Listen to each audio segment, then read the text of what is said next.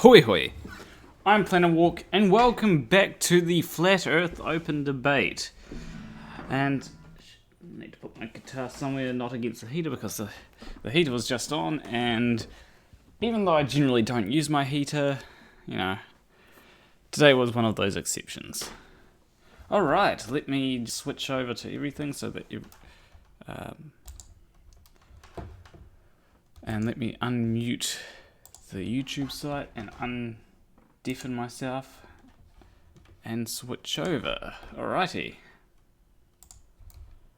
So, before we get into a few things, I just want, because we haven't gotten anyone joining us, I saw Gary I.O. So, you know that project that I was doing?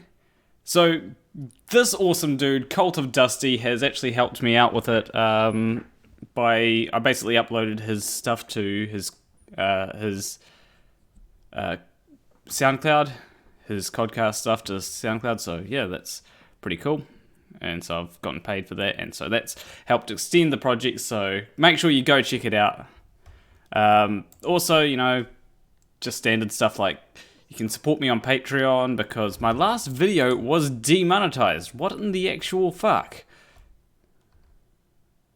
God damn. That's annoying. Or you could super chat me, either way it helps. Alrighty, and so currently there's not much going on.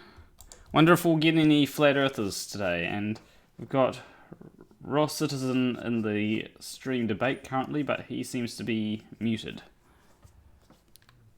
So I guess I've just got to wait for some flat earther to show up in the chat. Ah, he switched to debate waiting lobby. Huh, odd. So, Zebulon says, yes, turn the heat off. Yeah, I've turned the heater off. It costs too much money if I have it on.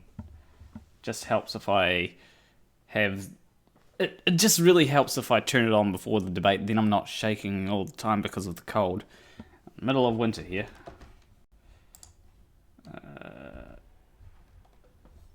So yes, what makes things full? So I'd say gravity.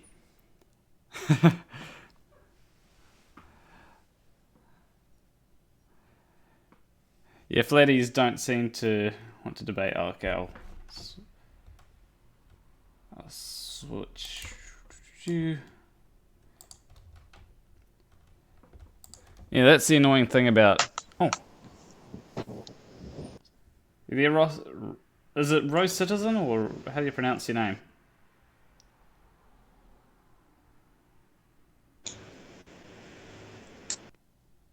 Rose Citizen, and yes I am. Hello. Ahoy hoy. So, yeah, everyone's saying the obvious. Okay, Adam L's put in density and buoyancy for what makes things fall, but I disagree with density and buoyancy because I've actually been doing a lot of thought experiments recently, and I'm trying to work out how something can have an internal force to make itself move.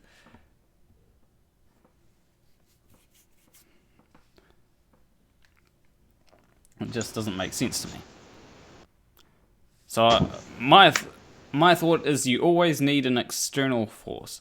Have you ever cited Sonata Everyday's Plum Bob and Balloon in a Van experiment in regard to... No, I haven't. Wait, is it talking about a helium balloon where the helium balloon actually moves forward? And then... because that would be interesting.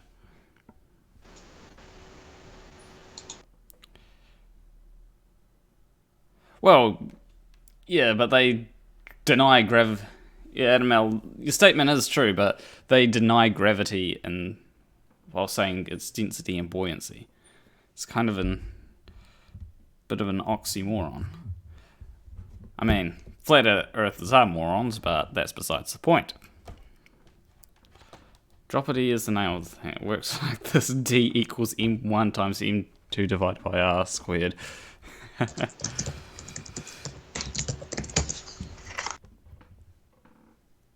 So, have we scared all the flat earthers off?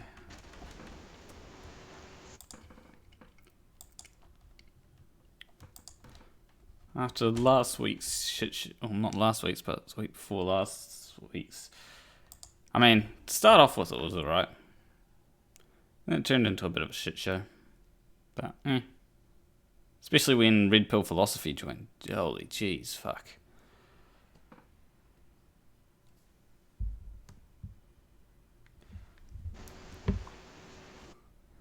Yeah. I was wondering what oxy and oxymoron is. Pretty sure an oxymoron, pretty sure it's something that...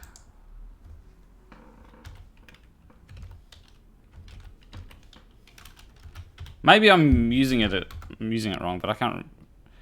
Figure of speech which is apparently contradictory and... in which apparently contradictory terms appear in conjunction. So yeah.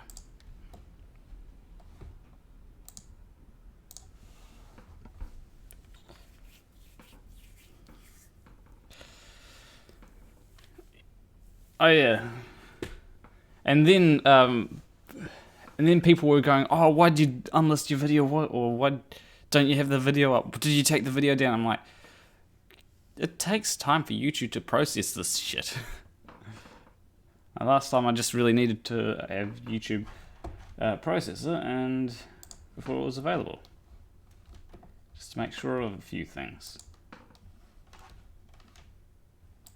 Takes a while.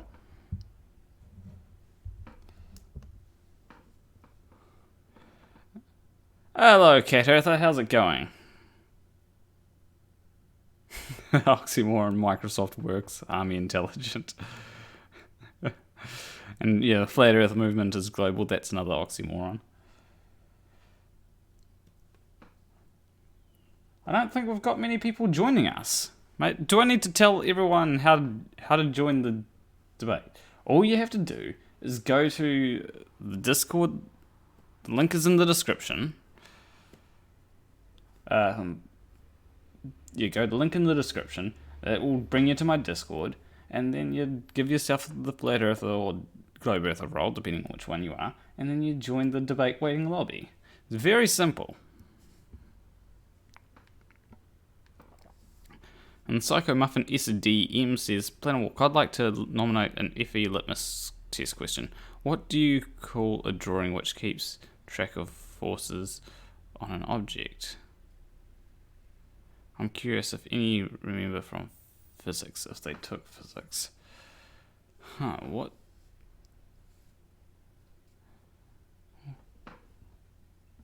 do you call a drawing? Is it a graph? sounds like a graph. Graph. Yeah. So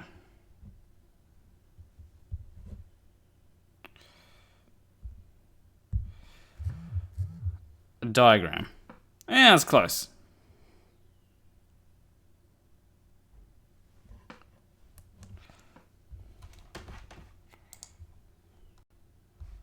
I've got a couple of people that have joined the Discord, but I'm not sure if they are going to join the debate. If you are in the Discord and you are wondering, how do I join debate waiting lobby? Well, first you have to go to the cyber room.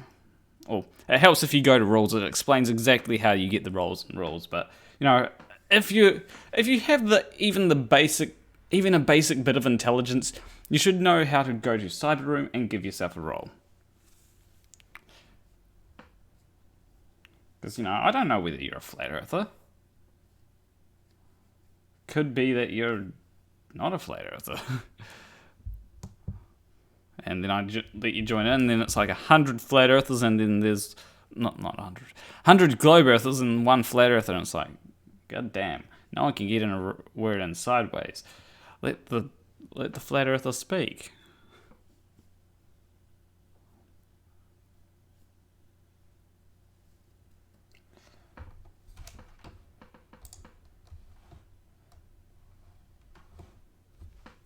Okay.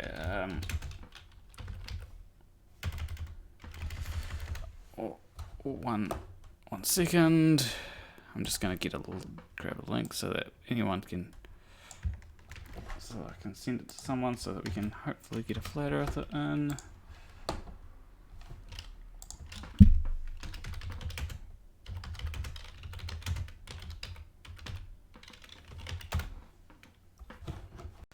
And let me just put a link into the voice, not voice chat, goddamn, into the, oh, he's on the live stream?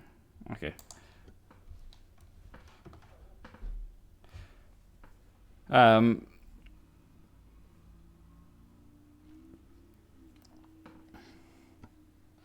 Yeah, so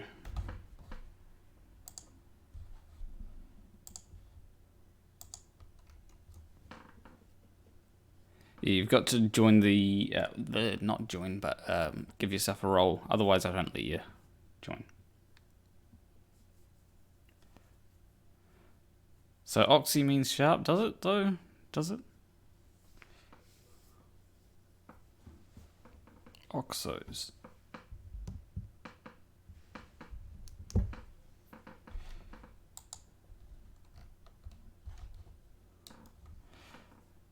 You are now a Discordian.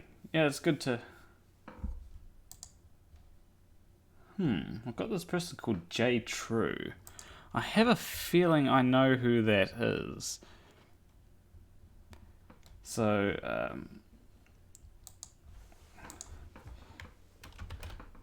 that's J True. Oh, hello MCToon in the chat. How's it going?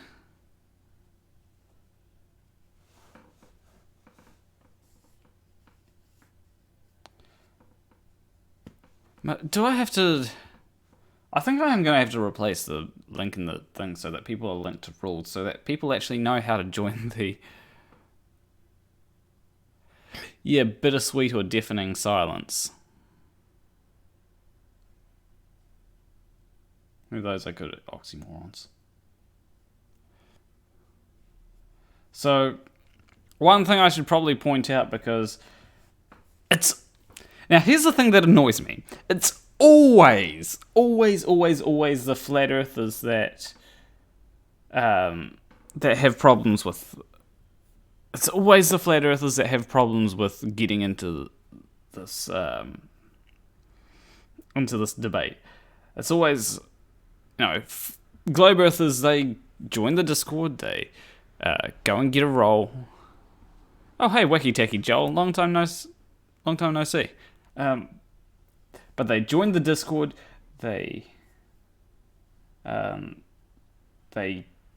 you know, the globe earthers give themselves a role, generally, and then they're on their way.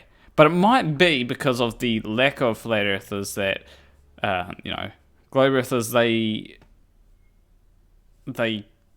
join, you know, they join the Discord, but, you know, and just strong words. They join the Discord, they give themselves a role, and then they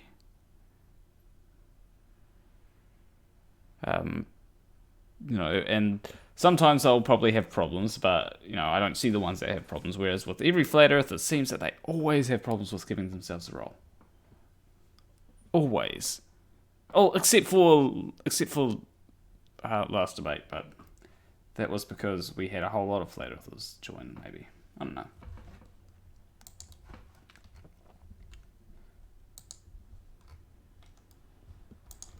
Alrighty. Yeah, I've been pretty good. Oh, we have Bob. Oh, hey, Bob the Science Guy. How's it going?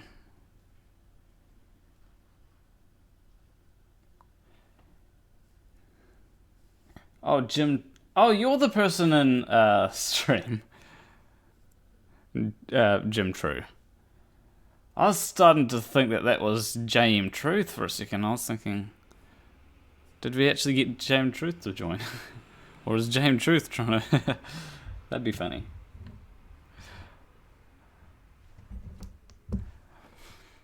Are we seriously going to have no flat earthers joining today? Because I've extended... I should probably extend the invite out to Flat Earth Aussie Jesus again, but... Because it'd be a good one to have. No, Flat Earth Aussie... Getting Flat Earth Aussie Jesus in the stream would be great.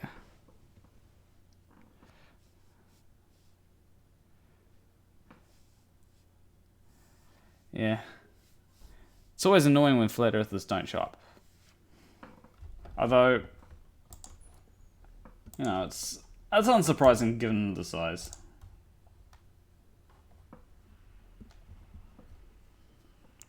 JM stands for just my... That wouldn't surprise me. I've had the same problem with dearth of flat earthers. I mean... I'll bring D and see what he has to say. But one of the things that I will say is that if we do get a flat earther to join, I'll probably be like Red and say, and just kick everyone the fuck out of the chat, the voice chat, so that it's not over flooded with globe earthers. Hey D, how's it? Did D mute himself? Hello. How's it going, D? I'm doing good. Oh, that's good. So, got a question. You're a globe earther, right? Yeah. So, do you know how gravity works? Do you have a rough idea of how gravity works? Yeah, stuff falls down. Yeah, stuff. Yeah, that's a pretty good description. Usually what I say is it's the curvature of space-time, which changes the way the four dimensions flow. This is larger masses. Well, the way that I describe it is the warping of space-time causes the way that time flows and the way that space flows. So what it appears is as though masses move towards other masses.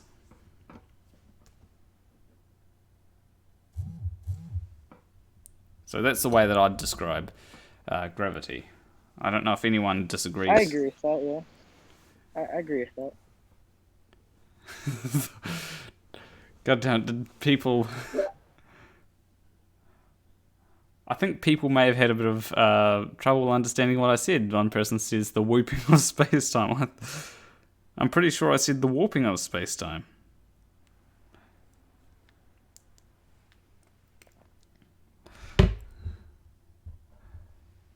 I have fun at work, Pete Johnson. Gravity is the curvature of space, comma. No, density is the curvature of space, comma. Get it right.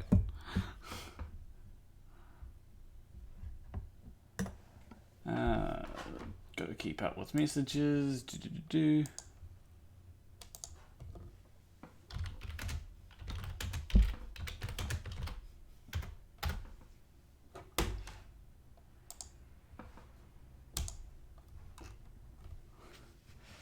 Stick to the trampoline and oh, the one that I saw was latex. It's basically latex or bowling ball and latex, and you know you can put things like a golf ball and it will roll around the bowling ball. That makes it easy. That makes it easier to understand, in my opinion, right? Whereas things like the curvature of space-time really give a good insight as to why people say certain things about it, like why Einstein says that it's not actually a force, but we can think of it as a force, which flat earthers seem to misunderstand.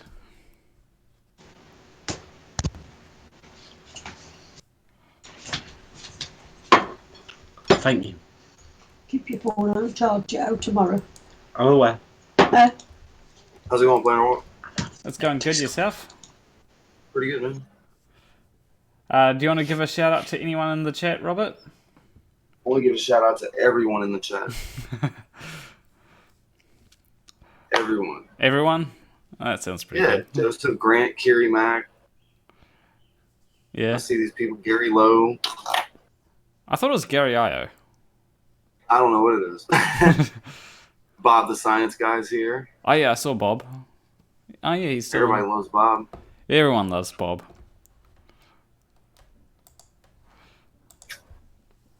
We don't get any Bob next week. That's going to be hard to deal with. What was the deal? Bob's not going to be on next week. He's going to be away from his normal apparatus, so next week will be shaky. Ah, okay. He put out a video yesterday or the day before about it. Okay. IOW. Jesus. Excuse me. What? What's what's happening on your end? My dad is watching the World Cup and he lost his mind over a goal just now. You know how it is. Oh, okay. What World Cup is that? Is it The FIFA World Cup? FIFA World Cup? Okay. I don't keep up with soccer that often. I don't either. I'll be right back. Excuse me one second. Okay.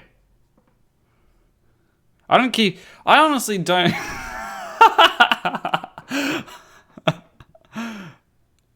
Okay, when Robert Legere gets back, I have to read out Metal Jacket's comment. Yeah, but who's with me is currently Robert Legere III. It's the Women's World Cup. Sorry about that. Yeah. Yeah. People are saying it's the Women's World Cup, and Metal Jacket says that your dad is Mario. I don't think so. I see what he's saying, though. More like the Pillsbury Doughboy. I think that it's more of a Mario. Woohoo! Oh, man. He hasn't said a word all day, and as soon as I get in here... Yeah, it's kind of like what was it? I think it was 2012, maybe. No, 2011. I'm pretty sure it was. It's either 2010 or 2011. Whatever year was the Rugby World Cup. Rugby, I'm not sure. Yeah, it might have been. If it was 2010, then we should have had a World Cup last year. Did we? We didn't have a World Cup this. So it's Rugby World Cup. It says that it's this year. Okay, so it would have been the 2011 World Cup, and I'm gonna piss a few New Zealanders off because I was kind of rooting for France. Well, that's who's playing soccer right now. The U.S. is playing France. Okay. I think France was the last team to beat them. Yeah.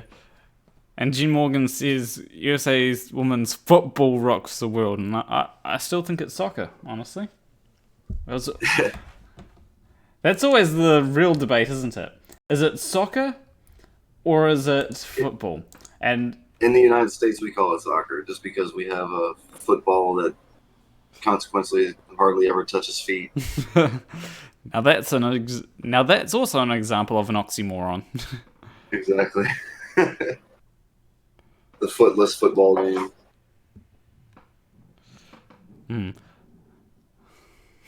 What's the matter? There's no flat earthers around today? No, they seem to have gone, not shown up. I think Arab, they've been taking too big of a beating here the past couple weeks. Yeah. So, for you, is it soccer or football? I call it soccer just because of the way I was brought up. But whenever I'm in presence of people who are, I'll call it football, just to avoid the confusion. But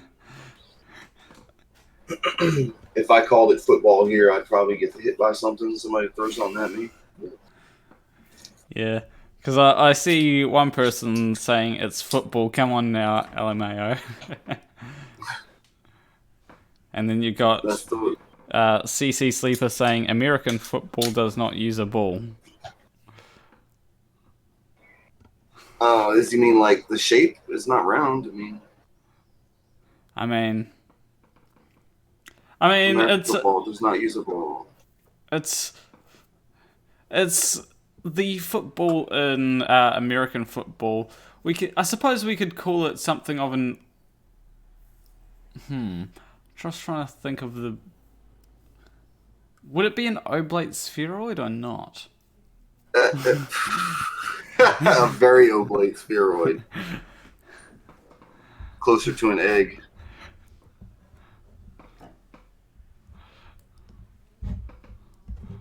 I mean, people call the Earth a ball.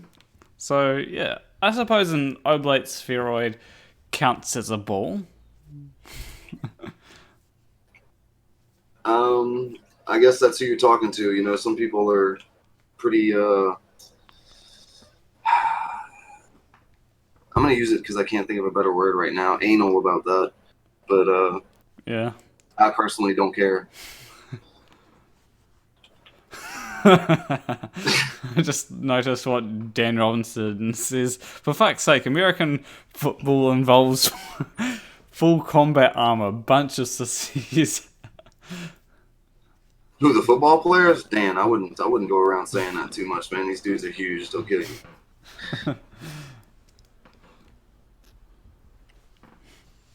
There's not a sharp one. But they do pretty much have full combat armor. For the most part, yeah. The all-new game of flat ball. Isn't that just frisbee? We call that disc golf. I'd call it frisbee, honestly. Have you ever heard of that, though, disc golf? I think I might have heard a little bit of it. No. It's golf with frisbees. Hmm. You have all kind of you have different weighted frisbees, and it's actually kind of fun. It would be death to watch, though, I'd imagine. Yeah, I like playing golf. I don't like watching golf. Oh yeah, yeah, I'm with you on that. My dad likes watching golf and tennis. Tennis is much more interesting to watch than golf, though. I'll give him that. But I can only watch golf when either it's a big tournament or if Tiger Woods is playing. Yeah, when I play golf, I prefer not to just play golf. I'm not trying to get it into any hole or anything. I'm just trying to hit the ball as far as I can. So I'm usually at the driving range. That's about the best part of playing golf right there. That's what your average person would have the most fun doing, I think, is just go to the driving range and make a fool of yourself, you know? Yeah. I feel sorry. Go ahead. I was just going to say, I feel sorry for the guy that has to go around afterwards picking up all the balls. They actually have a machine that does it. It's like a Zamboni that just picks up golf balls. Oh, nice. Yeah. I never seen the. I suppose the machine would go around afterwards. I suppose. No, they drive around while you're while you're out there hitting it, and he'll come driving out all of a sudden, and everybody will start aiming for him. I was gonna say 10 points if you get the driver. Well, he's got a cage around him, but yeah, it's that's definitely the pastime. Here comes the collector. Everybody tees off then. Excuse me for 1 second. I'll be right back. Wait. What's this about handling 66.6 kids?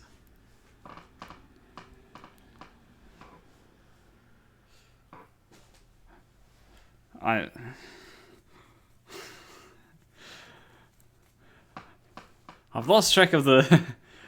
That was actually a pretty good chat with Robert Legere there. This is what we should. This is what should be happening. We should be having debates about whether it's football or frisbee or soccer.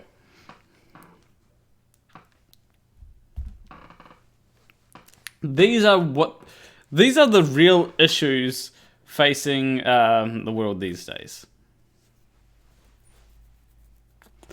PGA Golf had an Easter egg there in the hit collection cart 3 times in a row, and the driving range exploded. Oh, nice.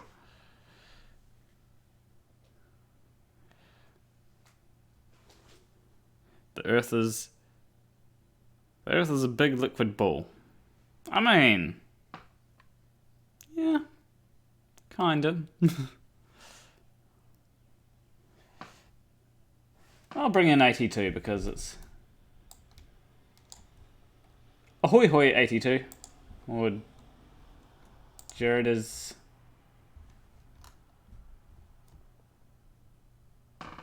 You there?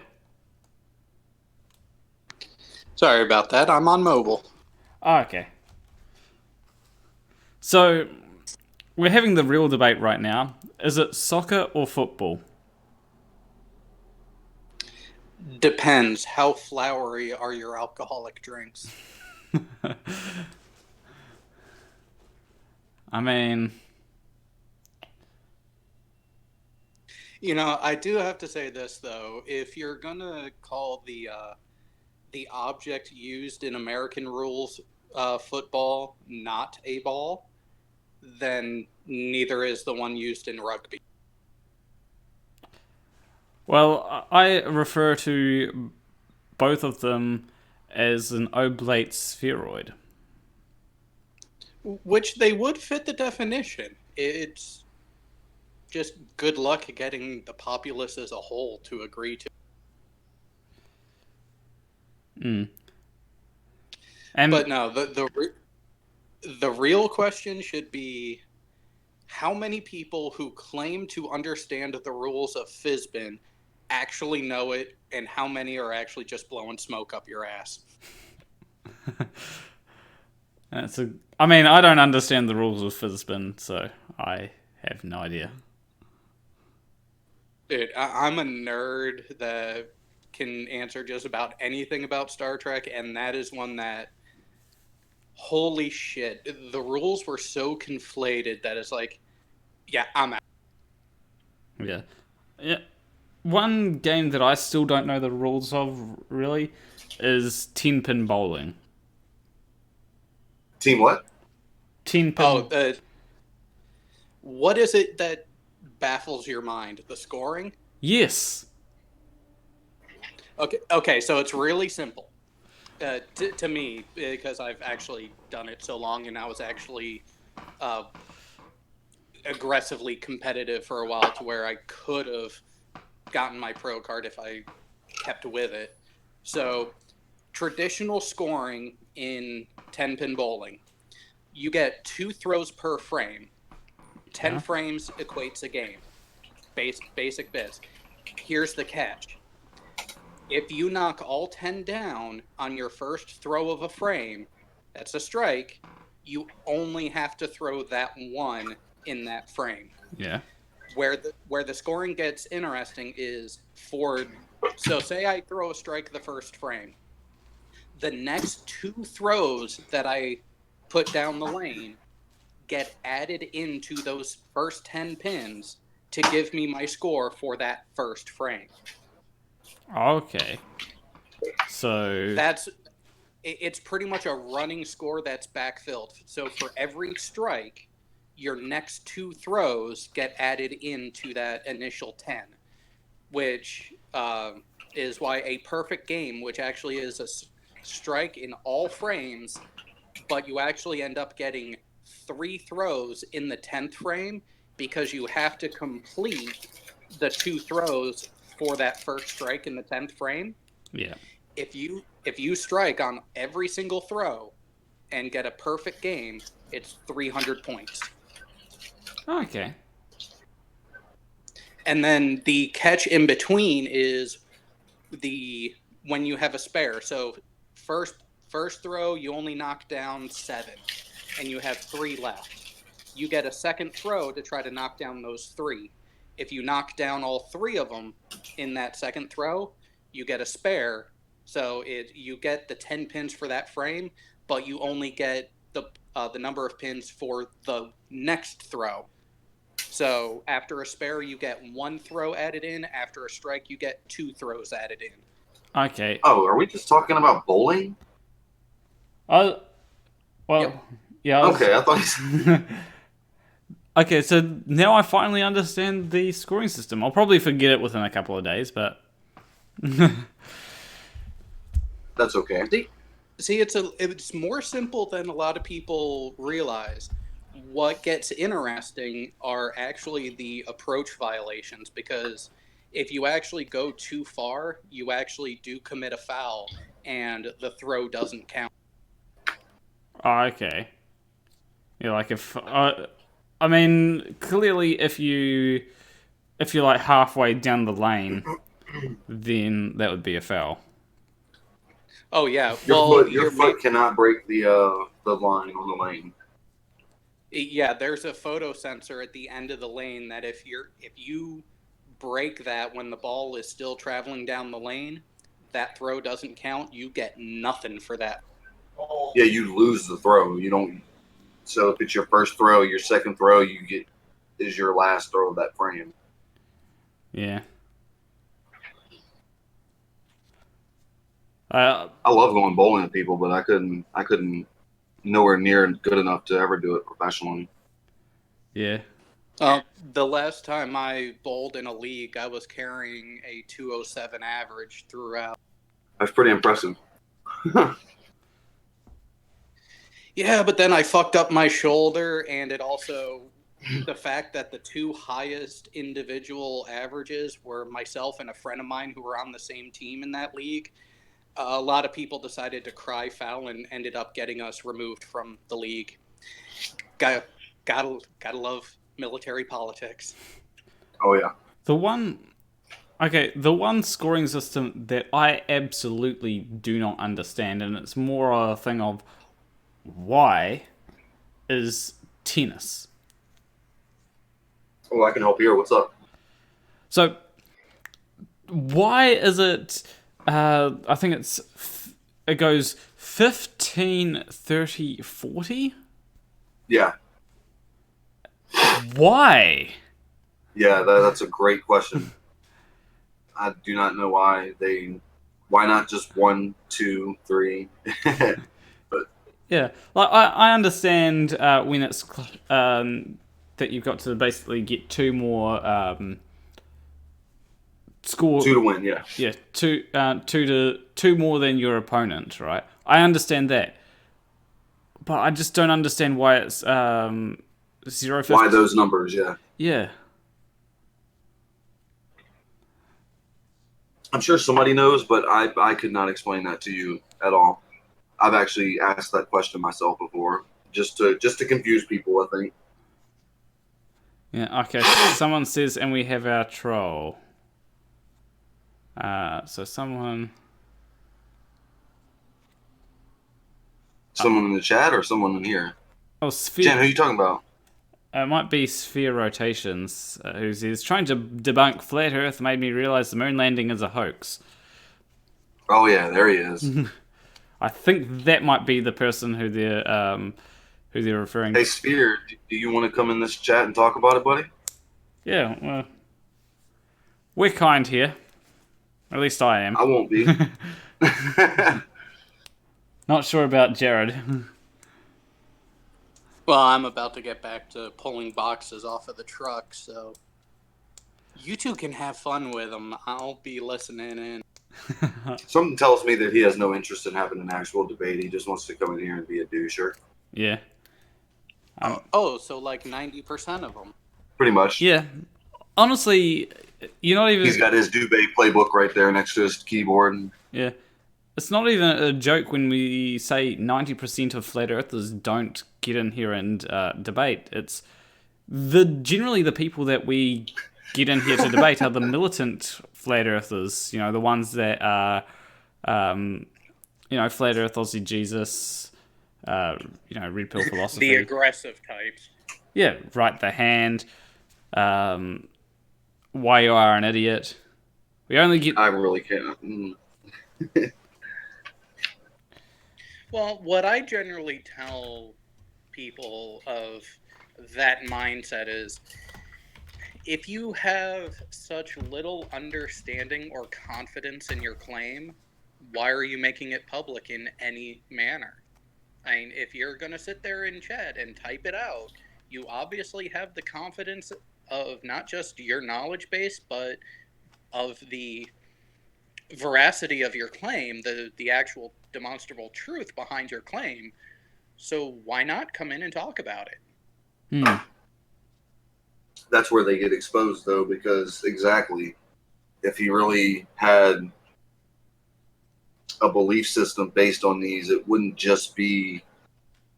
There's got to be root to all that, and philosophy behind it. And if you can't discuss that with us, then I automatically excuse you in my mind as a fake. You're just saying shit.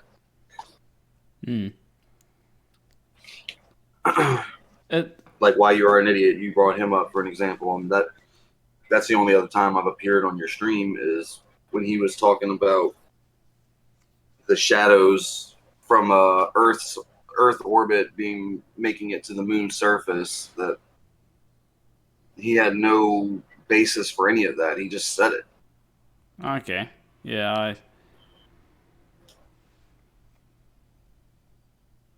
Oh, apparently we're going to actually get sphere rotations to... they says that they will join to chat. I see that. Outstanding. Well, have fun with that. I'm going to get back to lifting heavy things and listening in as I pass by the phone. Okay. Don't work too hard. This is going to be fun.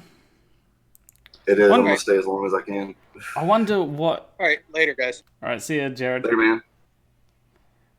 I wonder what what sphere rotation, or she, it could be he or she. Generally people in our group tend to be, generally people in the flat Earth, anti-flat Earth group tend to be male. So that's what I've come to assume, except for, people that are clearly not male, like Marvel Girl is clearly female. Curie Mac, yeah. Jen. Yeah. There are some people. Yeah, I automatically assume that they're male as well, unless there's an obvious smack you in the face thing telling you otherwise. Yeah. I'm just waiting for... Apparently he's driving at the moment, and we'll be able to call in a bit. At least yeah, he's... don't do it while you're driving. At least he's not like every other flat earther who drives while making videos. Yeah, that's where they... Yeah. That's the only time they ever do anything is in their car. I think there's a few people in the chat. Curie is... She knows what what gender she is, or what... I'm a lady. Is that supposed to be Shanae from Martin at Curie Mac? Yeah, you'll probably won't get that. Let me see if I can find something. Jen Morgan says, "Let me look." Tram Dickerson probably has it right. Females are too intelligent to fall for flat Earth. Oh, except for Patricia Steer. Poor Patricia Steer. Yeah, she's deleted her channel, hasn't she? Everything. She deleted her life. Every one of her social media and streaming accounts has been shut down and removed. They bullied her into non-existence. Yeah, she's been yeeted. I reckon she would have done far better as a globe earther. I honestly do. Because She's done better as what now? She would have done better as a globe earther. Oh yeah. Patricia. I think Patricia would have done a whole lot better. She would have had a much better community behind her. Well, I give her a lot of credit for the idea of her actual channel. She was just interviewing flat earthers. She wasn't really putting her opinion out. I just think that her format was good. She could have applied it to either side, really, and I think it would have done pretty well. Yeah. People are also bringing up Orphan Red, and she's still on YouTube, right? Let me just check. Orphan Red. Yeah, she's still on YouTube. And what she's not going anywhere. What the fuck? When I searched Orphan Red on YouTube, one of the first things that comes up was quantum physics versus magic, and she is clearly sexualizing herself in that. Like she has a whip and some black dress. I mean, dominatrix red. Yeah, that's what it seems like. I mean, I don't have problems with people sexualizing themselves. It's when they're a hypocrite about it is when I have a problem. Exactly. She's definitely a hypocrite. You know, you can sexualize yourself as much as you want to. That's up to you. When you're a hypocrite about it is when I have a problem.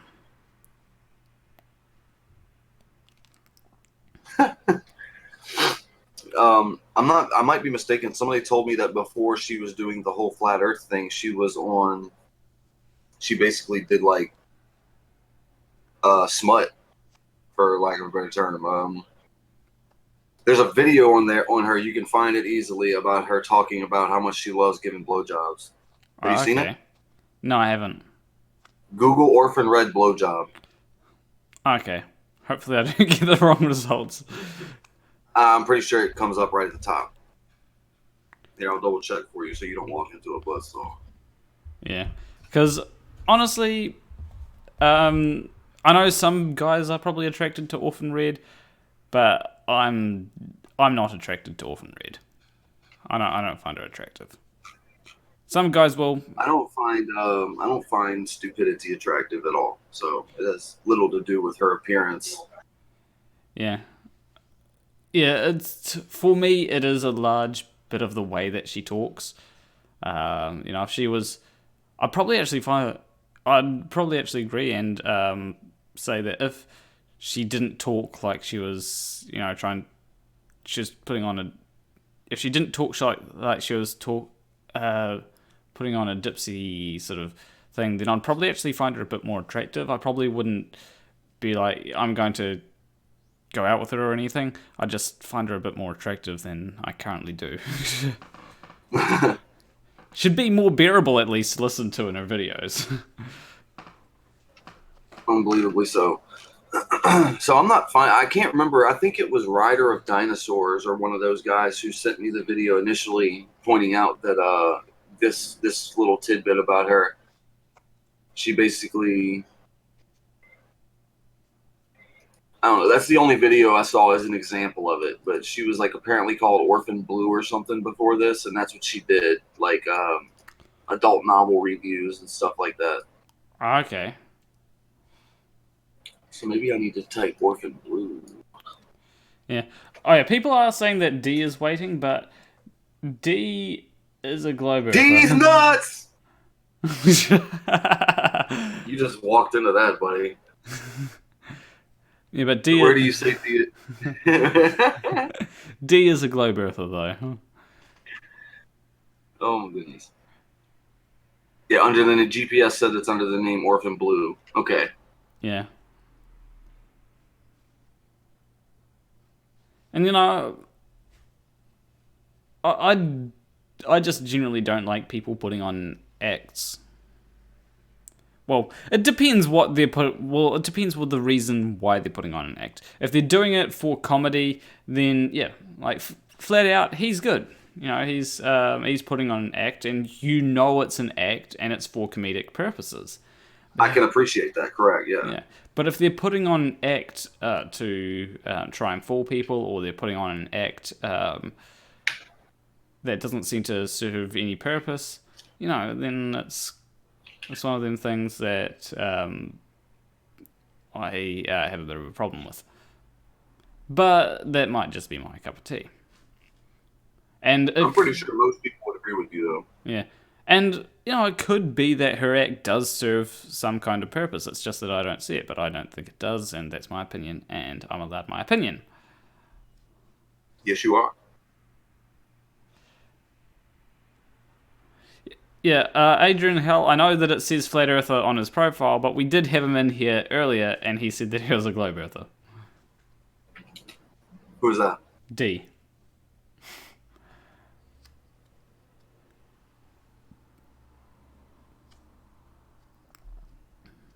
I've never met D. Well, he was in here earlier and said Globe Earther on his profile. Yeah, Arto Rasanen's put it good. We'll put it nicely. When it's clearly a parody, the snark, €2. Let's see if this works today. Space comma. Space comma. Yeah. Clearly. What if he changed his mind? Okay, I'll bring him in, see if he changed his mind. So, apparently, D, you might have changed your mind. Do you think the Earth is now flat? Hello. Ahoy hoy. Hello, D. Hello. Hello. So do you now think that the Earth is flat?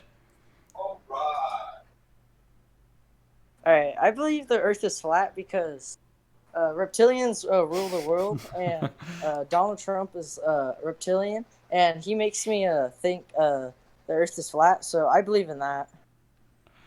But that's just what the reptilians want you to think. They want you to think He the Earth is left. He flat. left. He came in here to drop that knowledge bomb and bounced. Oh my goodness. Oh man, I was gonna ask him like, how do you get from one idea to the other? Are the reptilians he speaks of incapable of living on a globe? Yeah. That is by far one of the stupidest conspiracies I ever hear, is that people are reptilian. Stick they like What? to go on. Apparently it's... Go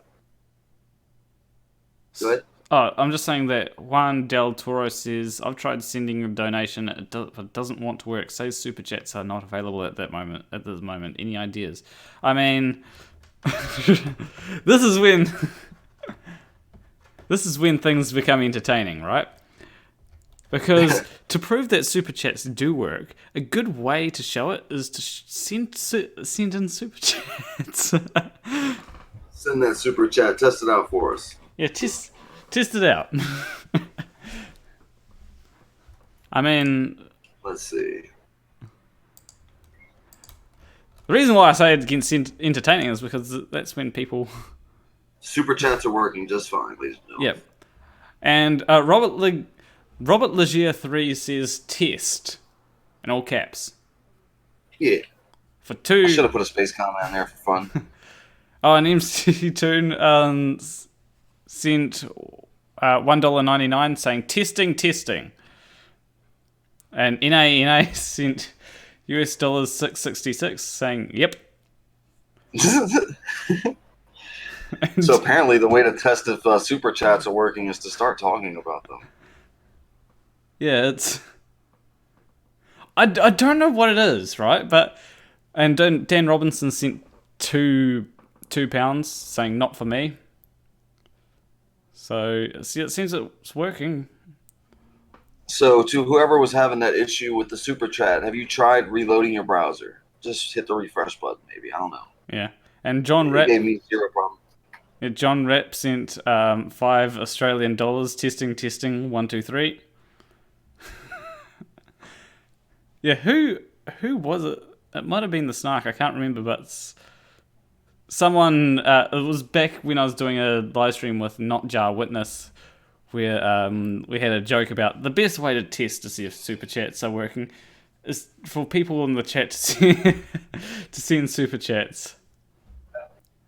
Yeah, we need at least 30 super chats to verify that this is working. So please keep them coming. Yeah, and if you're worried about sending a super chat, all this goes to a good cause. My revenue is actually down this month because, as I pointed out in Firefox, monetization status for my last video: limited or no ads due to content I identified as not suitable for most advertisers. Confirmed by fucking manual review. I mean that's a Globehead fail if I ever saw one. Well, yeah. Well, what about that? What about that video was offensive to the advertising partners of YouTube, though? It's probably the word Globehead. Oh my goodness. And Dan, keep it on coming then. and so Dan Robinson says sent £2, and it's bollocks. This is at least I think it's £2. I'm starting to. Yeah. Shit, I got to go. There we go. Bollocks. This is registered to my company cards. Kerry Mac sent £1.99 saying big hugs and had a hugging emoji. Is that for you? Big hugs. And Jen Morgan, $1.99 saying have some money, Planner, you deserve it. And John Rapp sent. Knock on wood. Yeah. I think that actually brings it up to the. I think all those super chats probably actually brought it up to the amount that would make it round about the type that I usually round about the amount of money I get per month from YouTube. So just in time for the end of the month. It actually really does help. Currently, the getting money from YouTube it really does help that. Every little bit helps. Yeah, definitely. Oh, holy shit! I just realized something. Oh, Planarwalk. Oh. She clarified that hug was definitely for you, brother. Oh, thank you. I always like hugs. Hugs are nice. Yeah.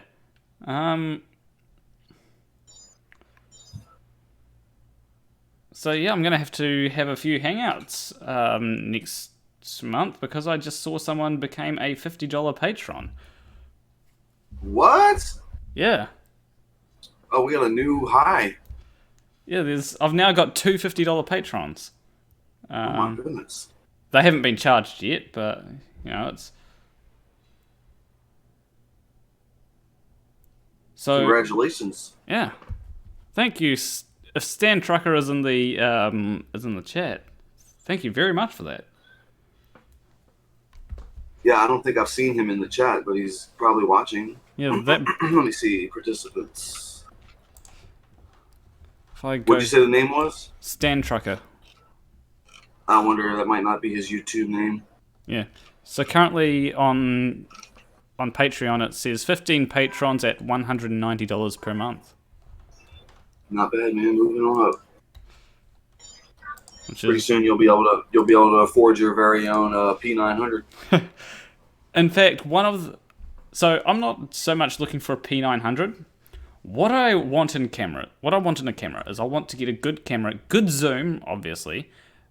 And I should actually probably switch from this to... Actually, if I reload this, it will show you the amount that I'm getting. See? $190 per month.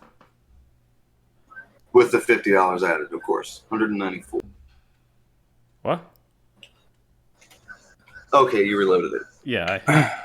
There we go. So John Rapp sent $5 saying, Aussies rule, Kiwis are sheep shaggers. No, if you can say whatever you want if you're giving him money, Yeah. John Rapp. We'll just export you some. We'll just keep exporting the sheep to Australia.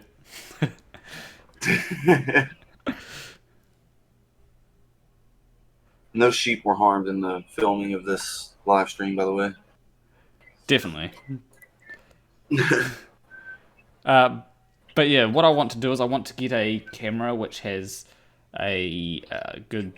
I want it to have a good zoom, obviously, but I also want it to have a large sensor.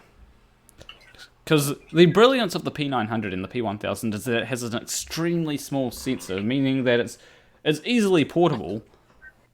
But I want a decent. I want to sort of balance between a sensor and get a Canon camera. You can attach a telescope with a T-mount ring. Yeah. Yeah. Whatever did happen to Sphere? That Sphere guy.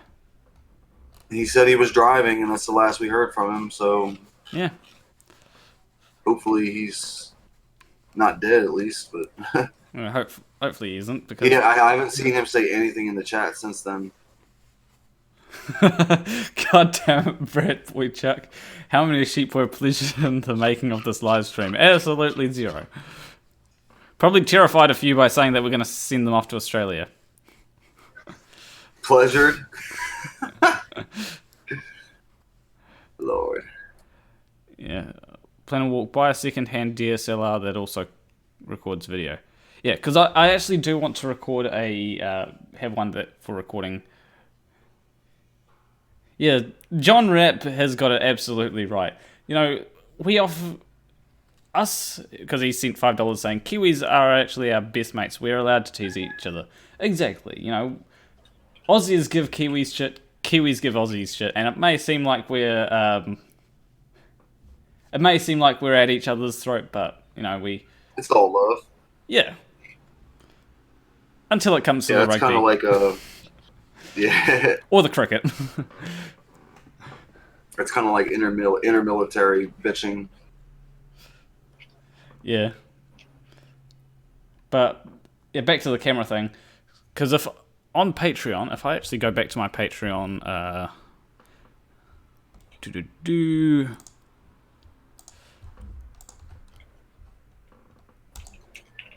yeah, once I am getting 1,500 per month, I'll buy a camera to make observations with. It's just that simple. It's a good goal. Yeah. Hmm. And actually, I'm just going to check on. Just going to check, seeing how much 190 NZ dollars. Oh, other way around. US dollars to New Zealand dollars.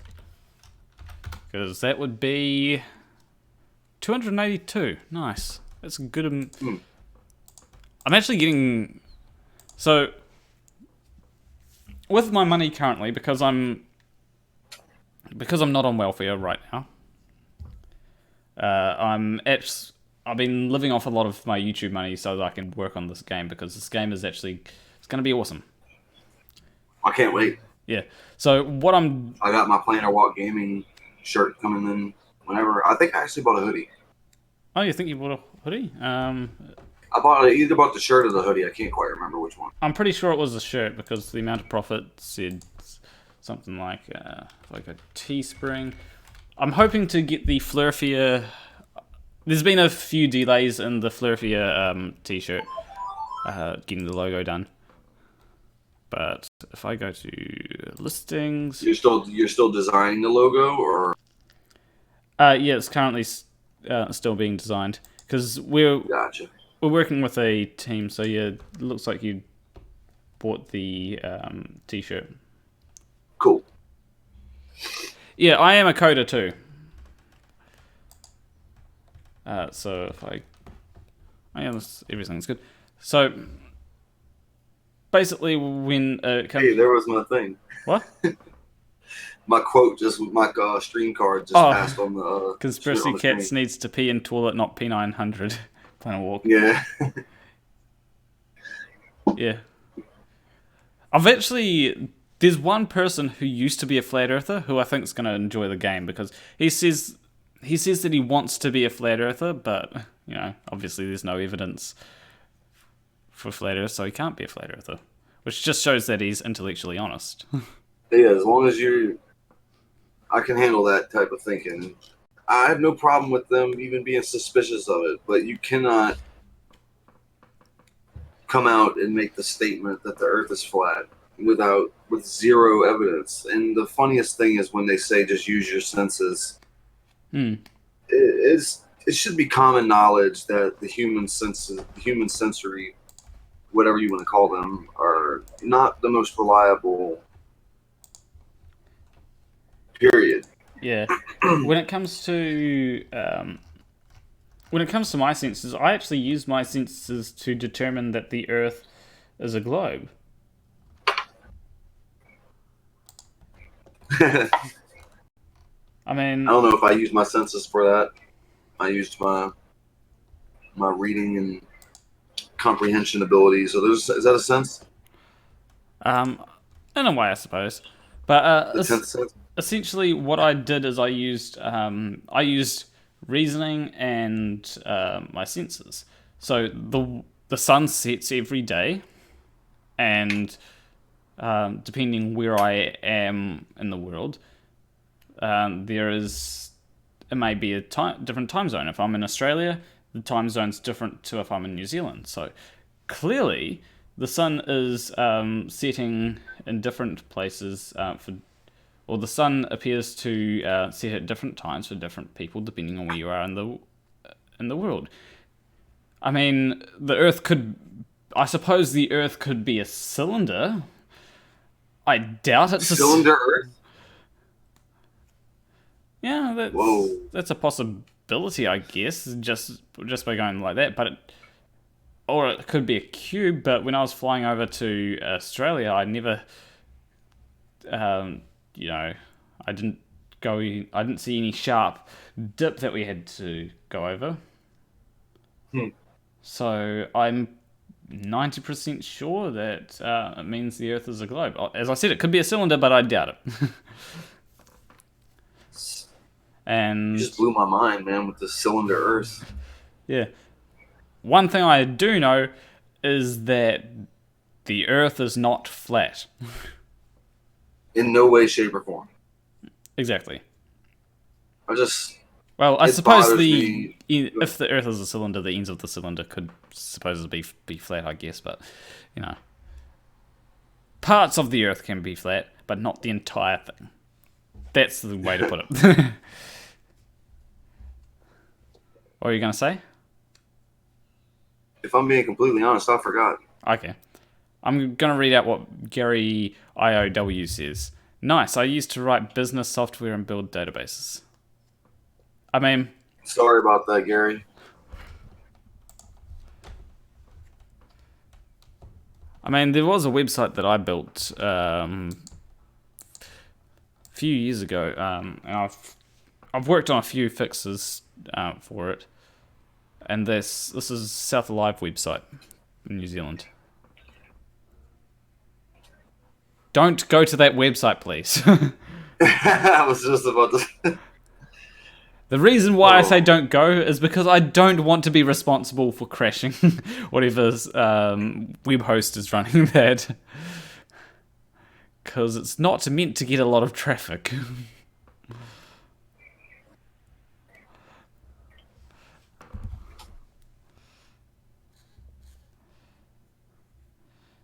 And I'm sorry, my voice disconnected for a second. Can you hear me? yeah, I can hear you. Okay, good. Email software used by businesses. MCToon, what software do you need to write for? I don't know how to phrase this question. I'm supposing it might be something to do with what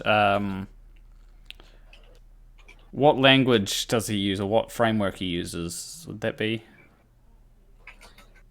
Well, I'm not that's way out of my pay grade. I know very little about coding, but I'm basically like, what email software would they need that doesn't already exist? Is basically what I'm asking. Okay.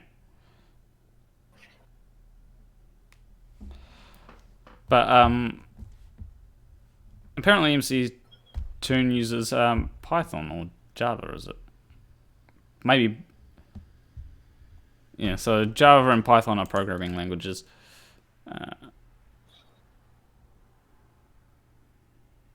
So essentially, essentially I work in different programming languages depending on what I'm using. So for the website I've built, I used C# using ASP.NET because I like C#. C# makes using ASP.NET, right? That makes HTML tolerable. I hate HTML, honestly. But I'm incapable of writing in any of it, so I don't know what I like and don't like. HTML I think is one of the worst things ever. That's just my opinion, though. How so? Complexity or what?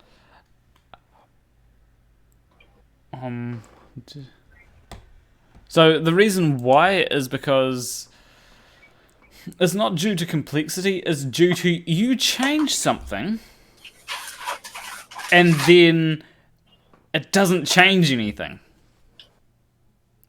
It's like, and I'm basically going, what the fuck? This was supposed to change it. This is supposed to center it on the page, but it's not actually doing anything. And it's like, apparently I had to change the style to the thing to block or whatever, or I had to set it to relative, or had to set it to whatever the fuck is it's meant to be. The HTML is the pits. Apparently so, the snark. You know, why can't they have something like JavaScript, right? Where you can just code things and say, okay, I want this to be at WYSIWYG is good. Why can't they just have a programming language that says, all right, I want to put this at this point in the page, and I want it to be this percentage wide, and just have it in programming language, like something that I can say, okay, button dot x equals.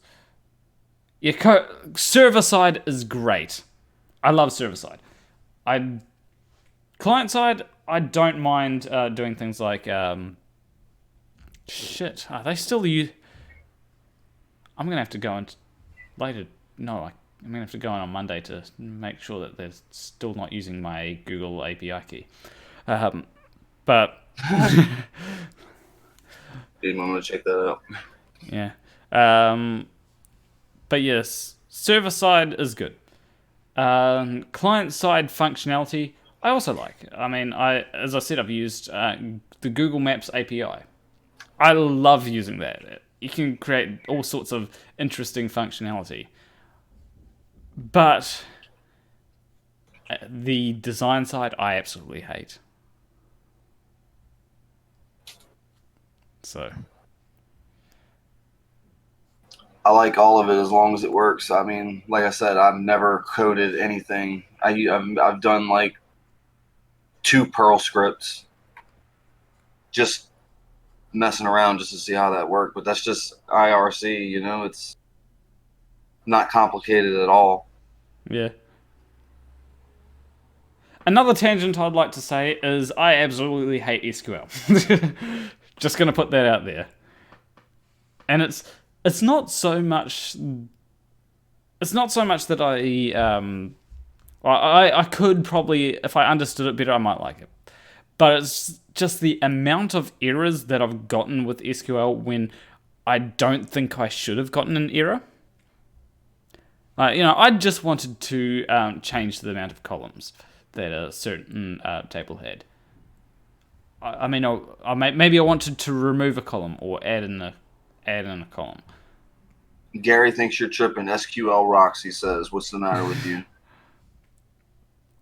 Called out. Maybe I just need, whenever I do SQL, maybe I just need to hire someone. I mean, or maybe I need to plan out my databases better with an ERD. I think that's what it is, ERD.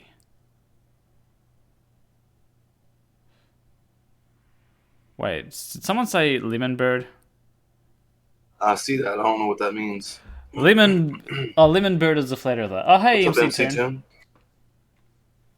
Hey, I heard some horrible words What? about SQL. Uh-oh, he's here to defend SQL. Oh my goodness, I can't believe somebody said such mean things about SQL. Okay, answer me this. Why is it that when I use SQL, it tends to not work? Especially When I use something, I think it should work. It might be a PEBKEC error. So essentially, what Are you familiar with the PEBKEC errors? No. That's a problem exists between keyboard and chair. Between keyboard. It's you, the person error. Problem. There's a problem between keyboard and chair. I like that. Yes. But the problem that I get is I try to.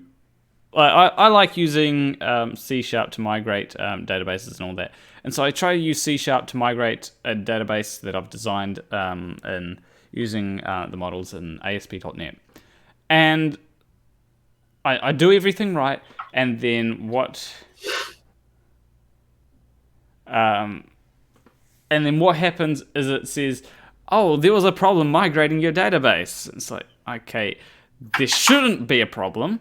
This has worked plenty of other times, and so I've got to go in and delete the entire database, and then that usually works. So, like, inconsistency is basically your beef? Huh? Probably. Gary I.O. says, plain and simple, you're doing it wrong. Yeah, I'm with Gary. This is why I prefer developing video games. Oh yeah, it's a whole different thing. Yeah, so I can't speak to doing .NET and migrating databases. I mean, we don't migrate. We have millions of rows, and we leave them where they are.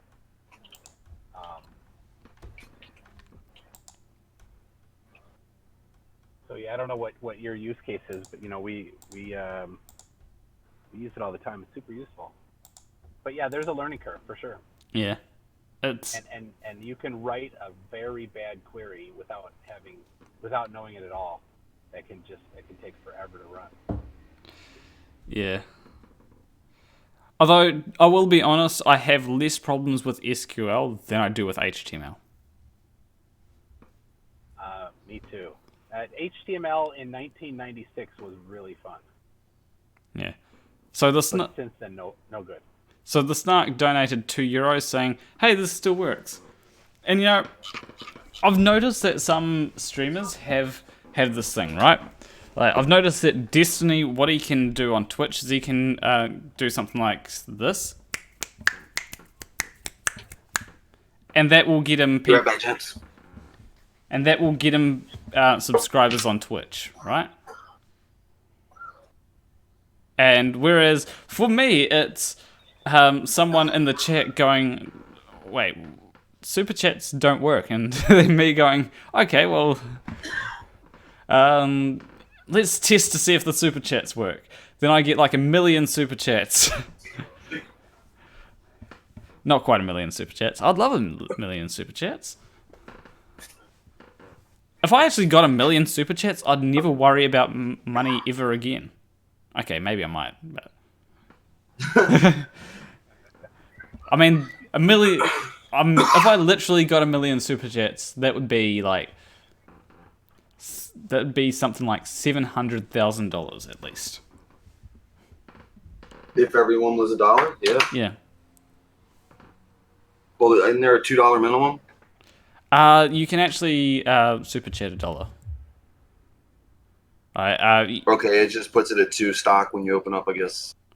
So yeah, when you go to Super Chat, I'm just going to, and you just say you set it to $1, you can't actually attach if, at $1 Message. you can't attach a message. Gotcha.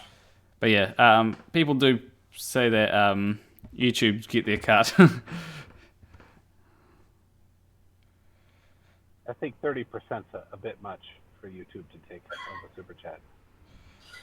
Yeah. Yeah, they dip their hand big time in everybody's money.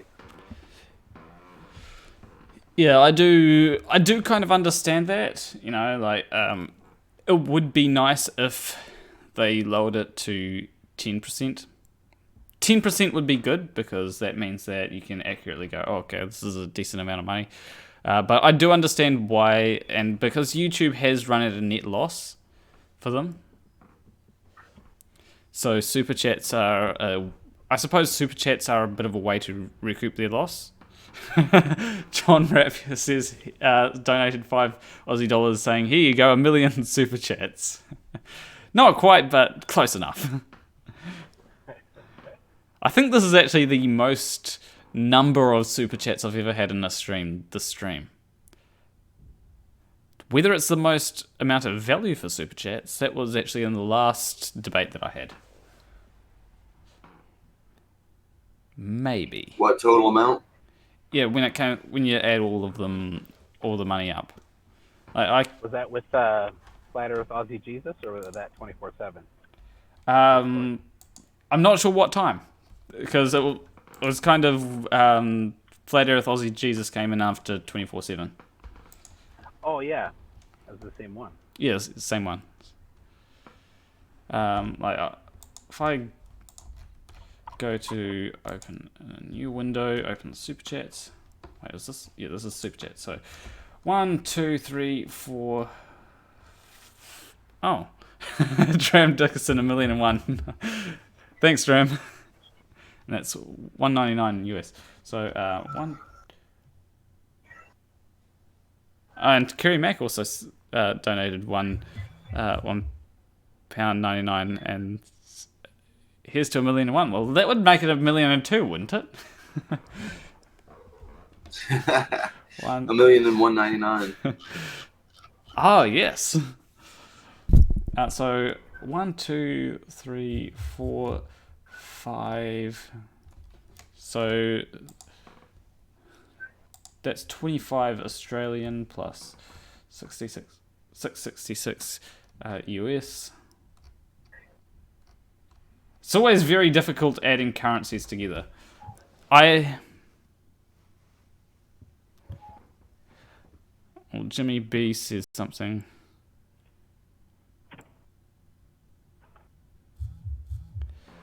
So it really depends whether it would play an ad, and yeah, I think ad blocker does stop me from getting any revenue from ads. But YouTube Red, regardless of whether my video is demonetized like my last video, then I still get ad revenue. Huh.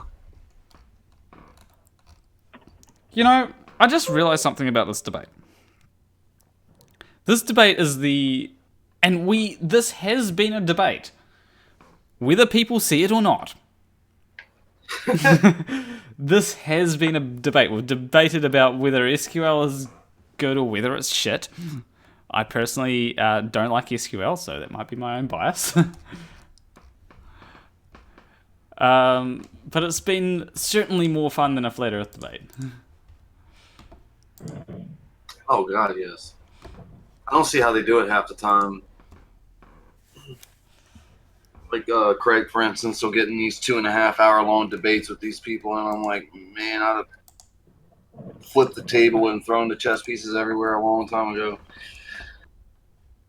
Yeah, I can remain cordial, but I'm starting to get to the point where it's like, you guys, you are fucking idiots.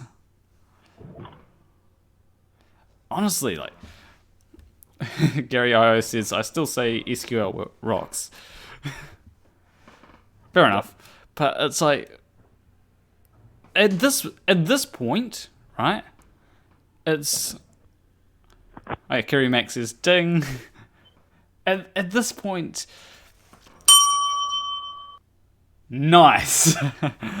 Yeah, Nice. I need to get a dinger. you do, man. It's fun. Yeah. But at this point, honestly, it's... They're denying evidence.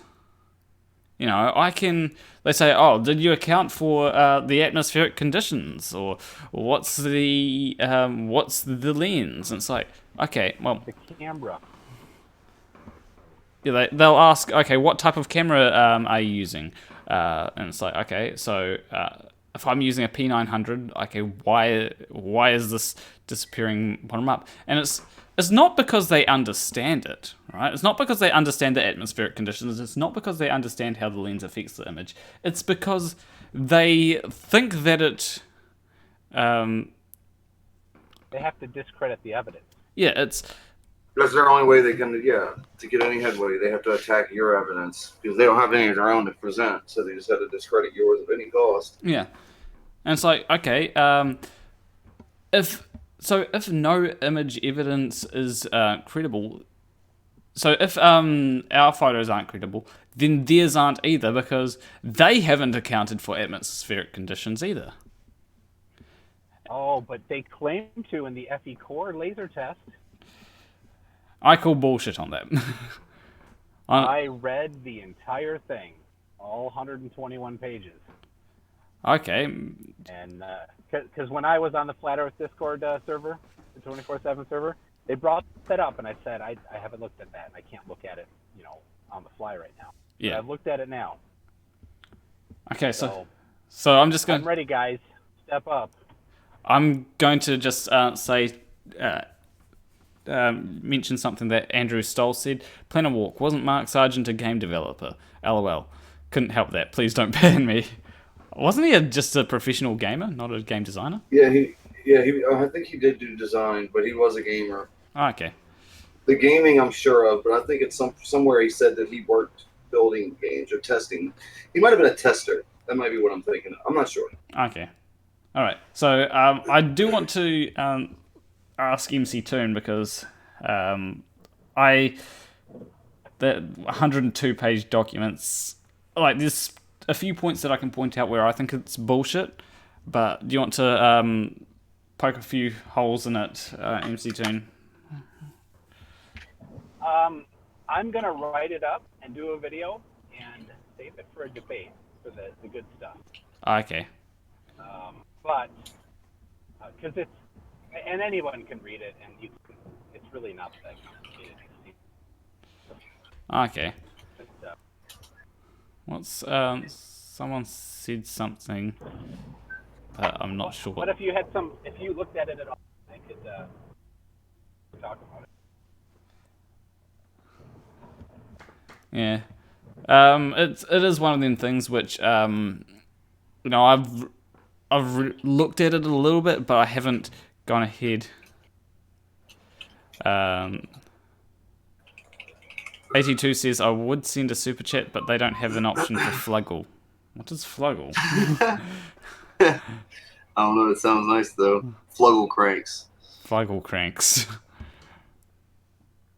I still don't know what that is. I think that it's probably. I gotta clean. I can't even pretend to get that one. I don't know. Please explain.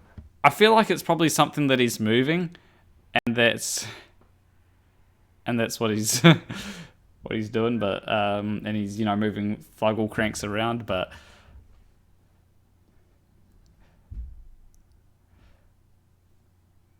No. All right, the Snark. Have a good one, man. I honestly think that we've scared all the flat earthers away. Honestly. Oh, Rick and Morty. Gotcha. Okay. Triple Rick. Yeah, are they going to be creating a season 4 of that? It'd be nice if they did, but I think the fan base kind of... Not so much the fan base, but I think a vocal minority of the fan base kind of took over. And people saw the vocal minority as the majority of the fan base, you know? Yeah. Okay, you came back.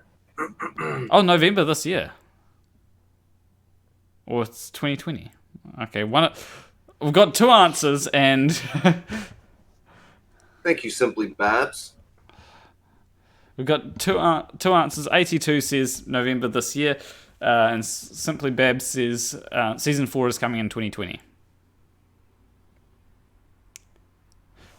Well, AT2 seems to have been either going off of something he heard through the grapevine, because he said supposedly. Simply Babs sounds pretty sure of herself there. Okay. Here's a debate idea. Here's a debate idea. Will the Final Fantasy VII remake be good? Yes, I can't wait. Apparently, it's they're building it all, new engine, new everything. It's gonna be. Well, it's Unreal Engine. It's gonna be sick. Can't wait. I mean, I don't know if it'll be as much fun as people are anticipating, because I've beaten the game several times, so there's not going to be any challenge to it really. But it'll just be fun to see people's favorite game, a lot of people's favorite game too, be rehashed like that. Yeah, I honestly am looking forward to Final Fantasy VII Remake, even though people say that it's going to be so Tokyo Evo says no, the base game wasn't that good, so the remake will be kind of meh. And I can understand it, like the way that I actually said this quite a few years ago before I was even doing YouTube, and I thought that the Final Fantasy VII remake did wait until at least PlayStation 5. Now, the reason why I said that is because there's too much in the game to make a decent remake with the current technology, and this was back near the end of the PlayStation 3. Now, I was surprised when I found out that it was coming to PlayStation 4, honestly,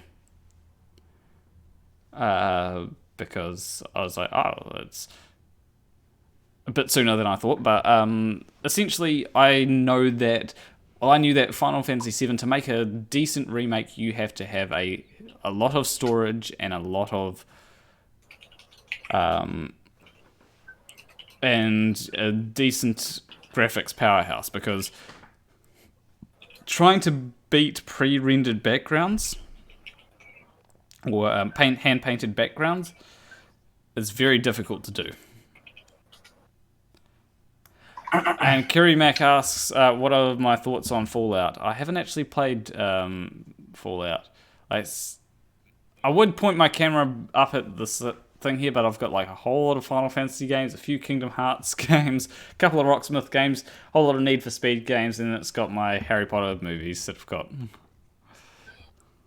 I recommend you play Fallout for sure. Fallout 2 and 3 are legendary. Fallout 4 is very good. Fallout 76 is much better now, but it requires you to be online. It's not quite the same pace as the other ones are. Okay. I've wasted a lot of my life playing Fallout. Fair enough.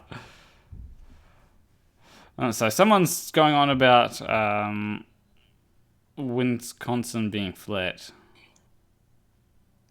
in the chat, but yeah, I actually do prefer to develop games rather than play games. It's probably because someone asks about Fallout 1. Yeah, I like Fallout 1 too, yeah, but 2 and 3, like 3 especially, I played that game so many times. I mean, I can't even count. When you go into the swamp and all those like inbreds are chasing you around, that's just so much fun. It'll scare the shit out of you the first time too. You'll just be sitting there picking stuff up off of a trash heap and then look up and all of a sudden there's this, I don't know what you would call him, Alabama person or something, I don't know. They do that in Red Dead Redemption 2 as well. You know, I think I'm gonna have to change.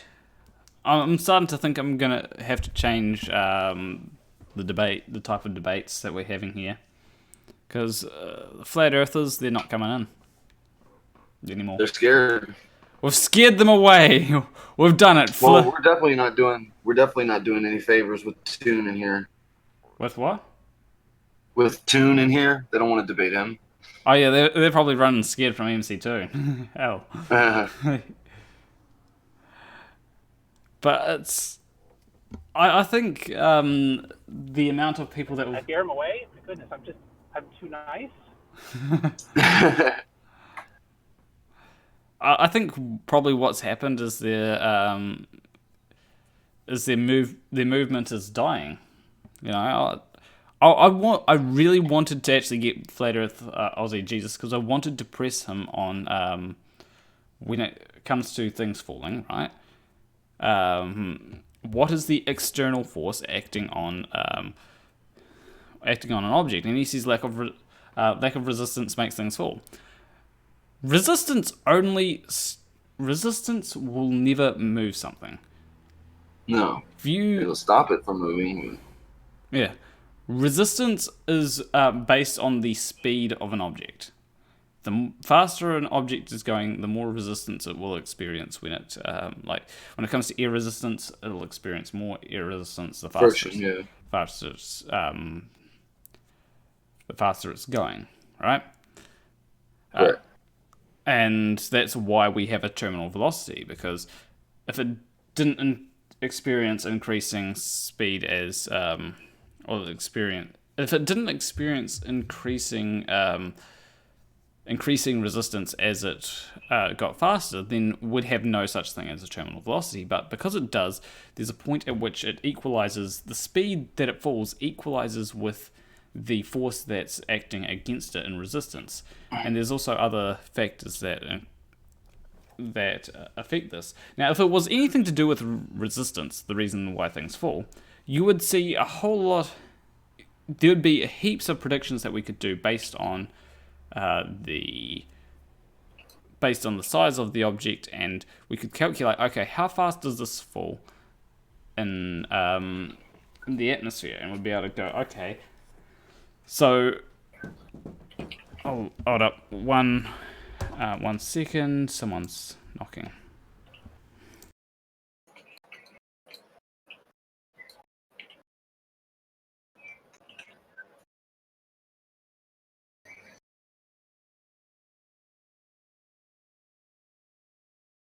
Was that your shield check?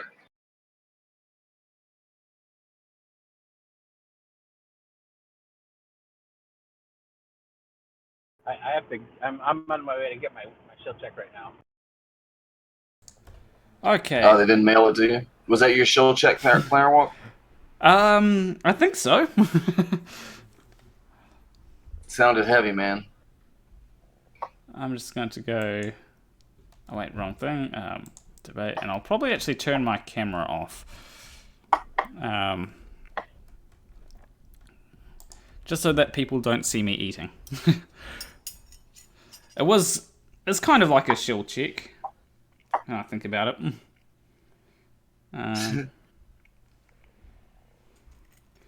I wasn't expecting this. My shield check, I mean, I suppose my shield check has already came. Well, it's arrived in. And it's whichever form of shield check you choose. So if I It go, came in food form? yeah. So JM Productions is having a fundraiser. Really? At Jimmy B, yes. He had a 5-minute video on his website that we watched the other day, actually, and he it's pretty funny, man. He's trying to raise forgive me, it might be like $90,000, I think was what he's asking on Kickstarter, to do a basically a flat Earth documentary. It's just the most laughable thing. The worst part is that he has raised over $2,000 for it so far. Really? Jeez. Yeah. You know, I myself have been thinking about making a I myself have been thinking about making some sort of flat Earth documentary, but I honestly don't have the equipment for it right now. But that'd probably be something that I'd do if I reach the thing on the correct amount of the 1,500 on Patreon. That'd be one thing that I'd do. And it doesn't have to be 1,500 on Patreon. It just needs to be that I am able to. It just needs to be that I have enough money at the end of each month to put towards savings to get a better camera.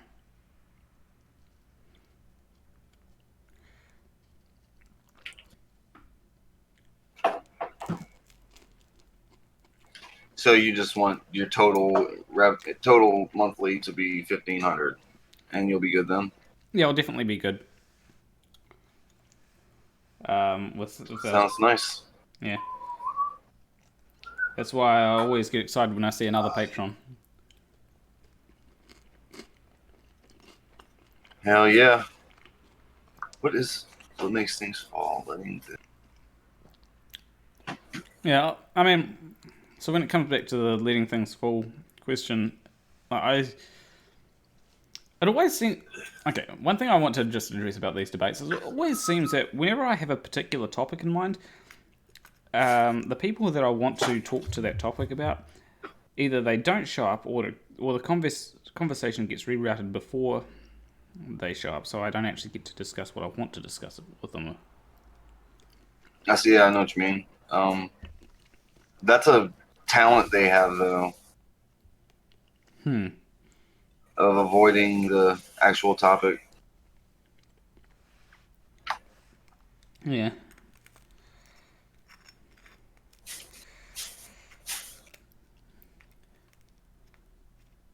One second.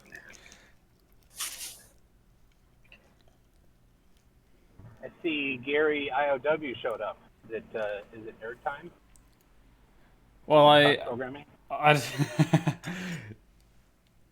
Yeah, I decided to bring them in because although they're completely deafened and mutant, so that you guys can talk about something while I'm eating, so that I don't have to pay too much attention. And if a flurfer shows up, actually, I'd need to pay attention to whether a flurfer shows up because I can drag them in. I'm watching the chat. I'm hoping. Mine says he'll play the role of a flat Earth representative. Who? The mind says.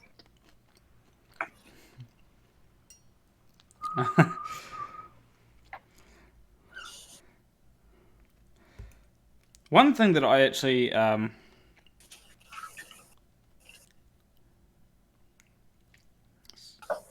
someone said this about mutant.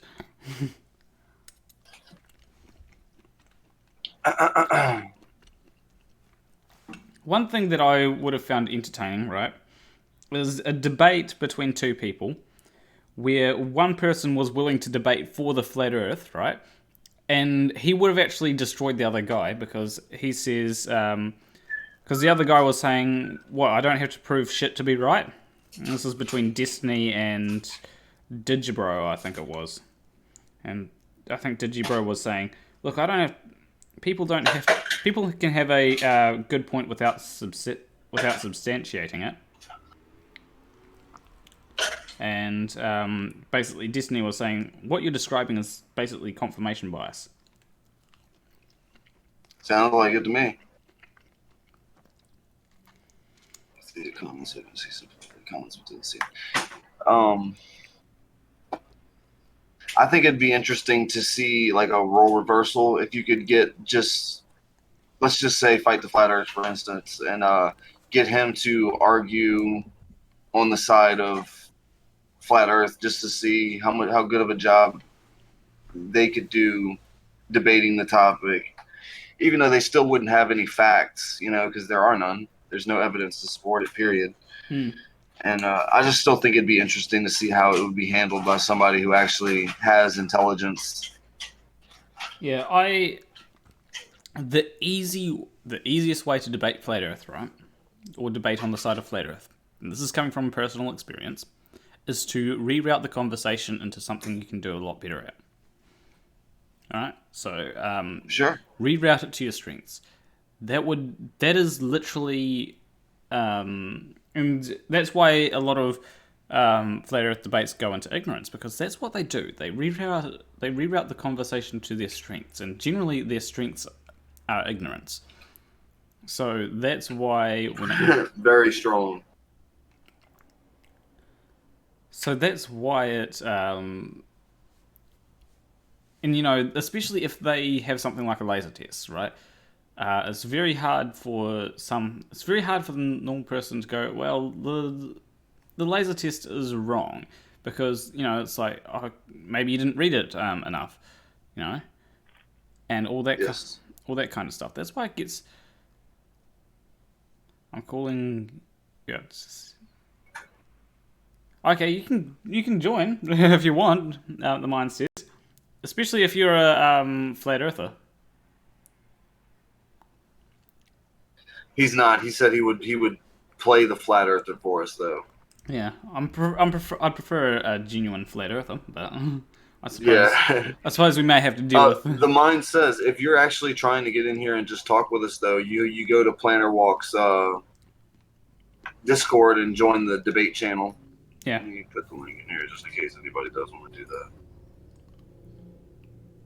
I got it.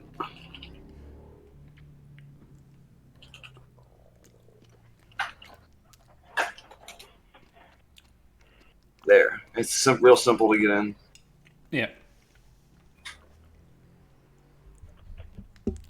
Because we've had some conversations with people which were more on the fence, and I'd explain. Because, there's some people that say, okay, I don't believe the moon landings, That's why I'm not entirely sure. And if you prove the moon landings to them, then... if you prove the moon landings can't have been faked, then there's no way that they can say that the Earth is flat, unless of course they admit that the moon is a physical object and moon landings can be done, but then that pokes heaps of holes in what they're saying.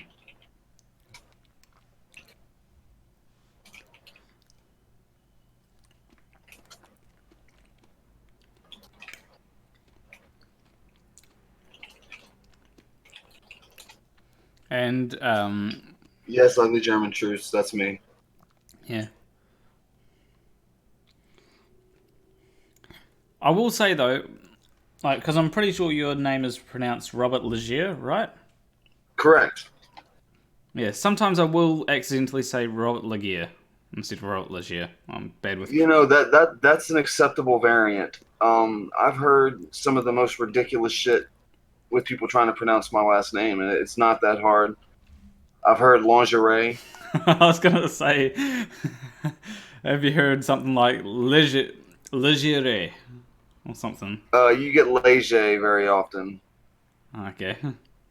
but Leger would not have the E at the end. Yeah. Leger is just Leger. I actually know several Legers. I was in the army with a guy and a girl with Leger as their last name, and they were not related. Actually, Simply Babs, there's something I want to just say about. I saw a cool picture of Mars on Twitter, but it wasn't Mars. It literally said "Occupy Mars," and it had a picture of a red rock. Turns out that rock was the moon. This is by Elon Musk. Lord. Legere.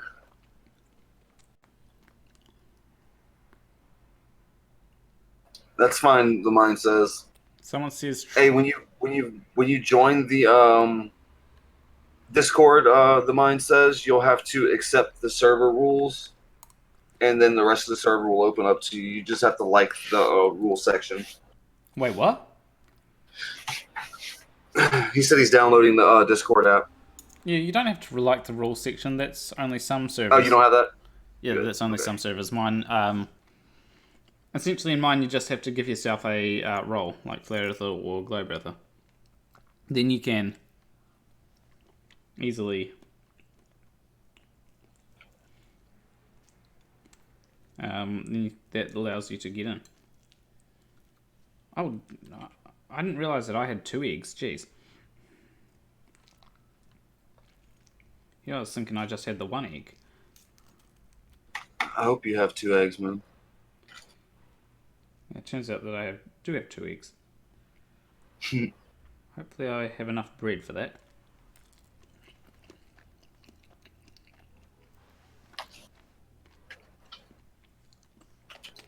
What do you mean by my Discord is Aussie rules? I was just about to ask the same thing.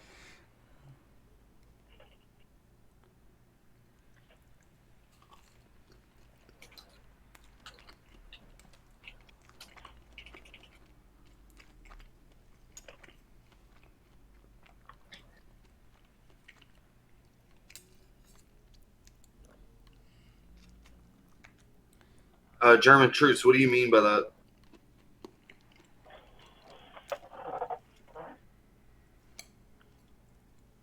Someone put something in Cyber Room.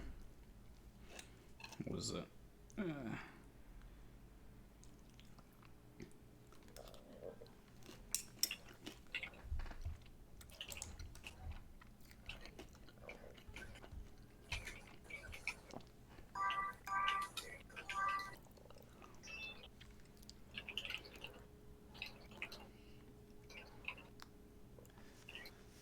Planarwalk's Discord at least has Aussie rules.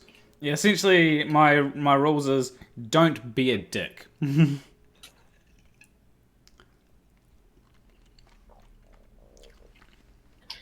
People don't really, apparently.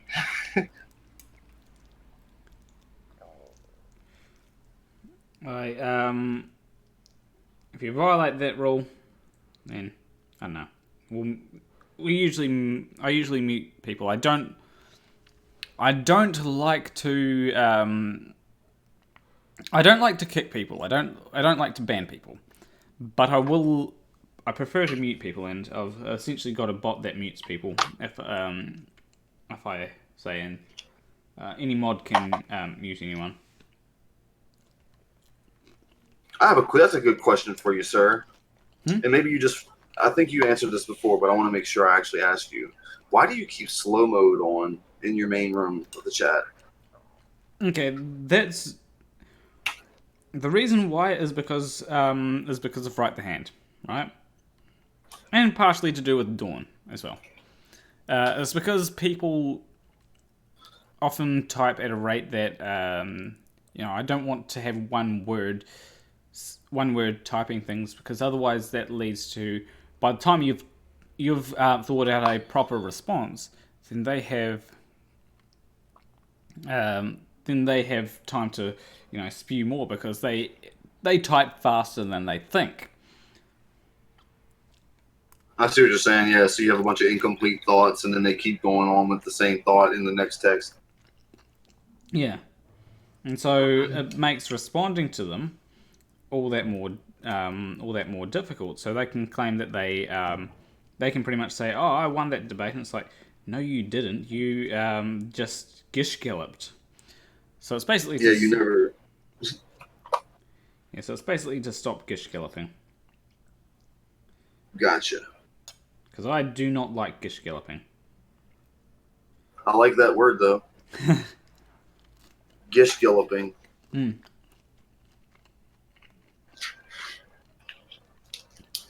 And it's a tactic that people that are wrong often use. Because it's Hey, at the Mind Says, real quick, Planarwalk. On the left side of your screen, you'll see a room called Stream Debate. or he'll Yeah, the see, channels are locked. You have to accept the Flat Earth or Globe Earth role. and you have to join. Once you've done that, you have to join a debate waiting lobby.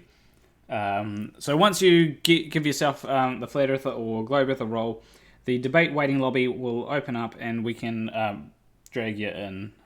This is just to stop getting flooded with a whole lot of people that want to voice their opinions.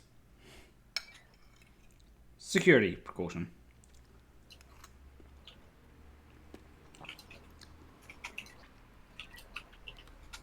Oh, so you got to go to... Oh, he's talking about the little lock next to it. Ignore that, man. You should be able to go in, like you said, in the debate lobby. Well... Waiting lobby, excuse me. Yeah. He needs to make sure that he's gone to Cyber Room and given himself a Flat Earther or Globe Earther role, which you can, which the rules explain how to do that. Essentially, type $Globe Earther or rank Globe Earther or rank Flat Earther.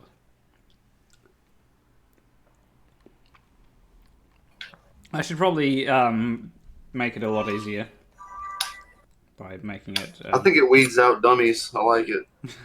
Follow simple instructions and you'll have no trouble.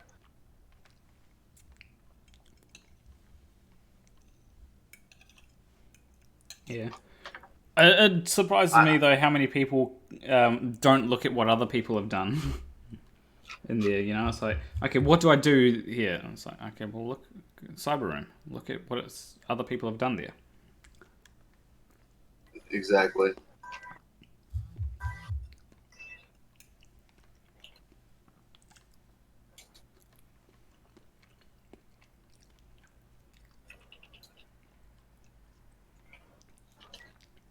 So yeah, you're right. It does get rid of some of the people that aren't exactly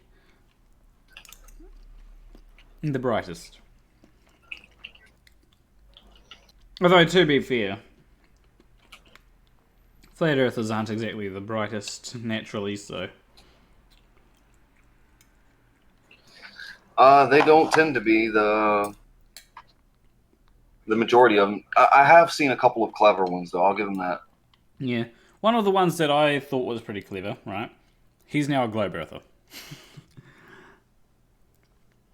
Hold up. That's kind of dumb, so I can't come on and I say I don't know what the hell is going on, and let's look at the evidence. That's too outside of the box. You have to limit it. I'm for or against this. I don't know what you mean, the mind says. Essentially, you've got to join... Oh, yeah, I do. Yeah, essentially he's got... Go ahead. I was just going to say, essentially to join up, you go to the Cyber Room, you type in rank Globe Earther or Flat Earther. And the link is in the description. I think he probably has the link. And then once you've done that, you go to debate waiting lobby, and we'll drag you in.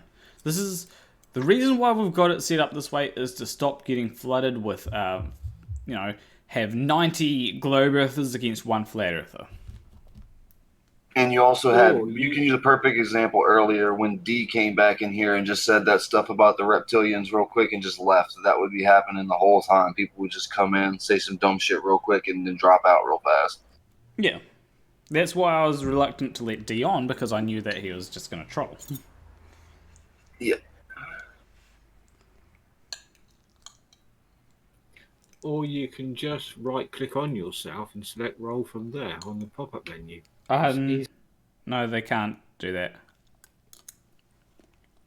It won't work. Really? It won't do what you think it does, yeah.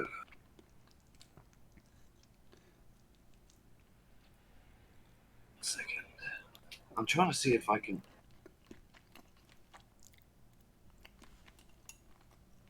Got it, okay. Goodbye, Arto. Or R2. Okay. Goodbye, D2.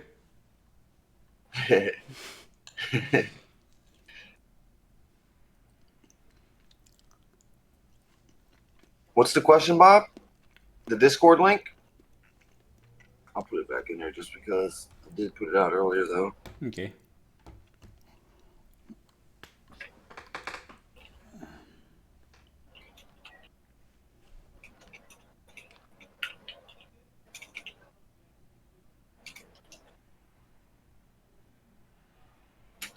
So, if I can, something interesting at work happened this week. Okay. We Don't. we 1 second. Be sure not to dox yourself. yes, we write anti-spam software, and one of the things we were looking at is analysis of grammar. So we have some libraries that we had found we were looking at, and my coworker who knows that I do these videos but doesn't know anything more than that really, was talking about the bad grammar that we see often from foreign sources, and this library particularly identified space comma Space. all the time as bad grammar.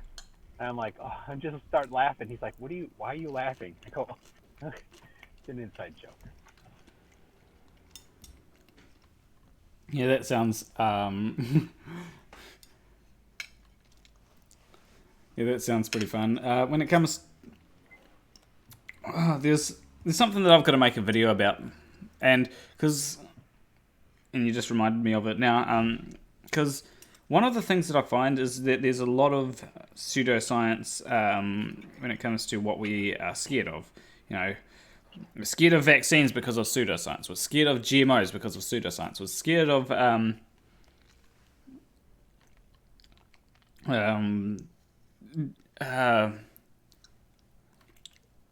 5G because of pseudoscience, right?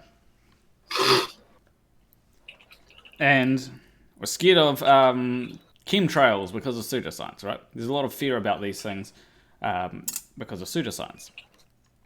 So one of the points that I want to make in a video is particularly when it comes to, I'm just going to type in something. Give yourself a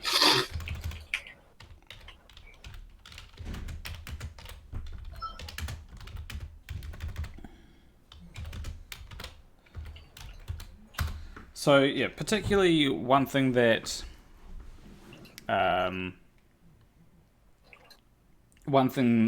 lately that people are scared of because of pseudoscience, and there are good fears for this, right? And I've actually started to realize, holy shit, this can be pretty destructive, but it's not for the reasons that we think. So AI, people are scared as shit of AI, thinking that AI is going to be something absolutely terrible. And they think that it's because it will gain sentience. And I disagree. I think that AI in the wrong hands is what can be terrible. Because usually AI... What about AI in its own hands? I don't think that it will be... I don't think that it will be too bad in its own hands. Depending on how it's programmed. So it comes... See, that's what everybody's pissed. That's what people get scared about is like the Skynet thing from Terminator. And I know it's just a movie, but I think that really messed people's heads up. Generally, when we develop AI, we usually have a purpose for it. And usually we stop it from stepping outside its purpose. So if it's to generate images, so if the AI is just used to generate images, that's what it will do. It won't do anything outside of that purpose. That's a really good point. You have to actually intentionally give it the ability to do something outside of the abilities you've already given it. It can't, right? If you didn't write it to do, image creation, it can't do image creation. It only does what you told it to do and what you taught it to do. It's very limited. Now, the actual problems with AI is things like, imagine if a hacker group created an AI and its intention was to hack bank accounts and try and get information, or try and transfer large amounts of money out of that bank account without being detected.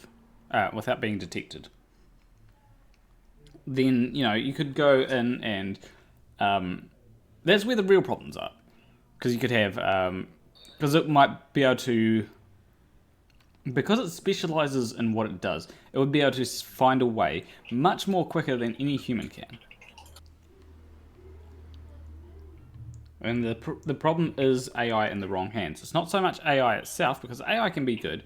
It's AI in the wrong hands. Yeah, but then it not do anything outside of that. It's not gonna go to and try to get your credentials for Google.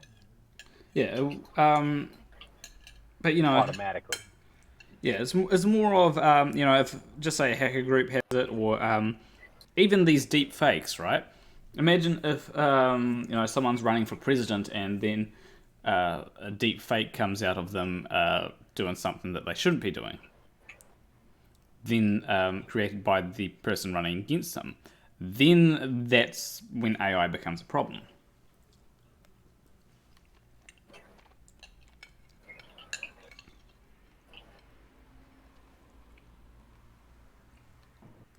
What's the AI gonna do with that deep fake? Say again? Well, what's it to do with the deep fake? Oh, it's not so much what the AI does, it's what the people who's controlling the AI will do. And what was the AI doing in this scenario? So the AI would be programmed to make a deep fake of a president doing something that is dodgy. Like generate a video of him doing it? Yeah, something like that.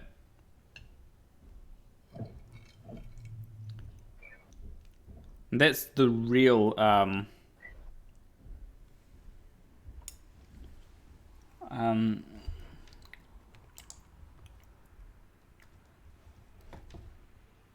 says it in the rule. Yes. I think people are having problems. So if you go to the rules channel in info, under the info tab, it will say to join the debate, you must have either a globe earther or flat earther role. To get it, go to Cyberroom and type either $rank globe earther or $rank flat earther.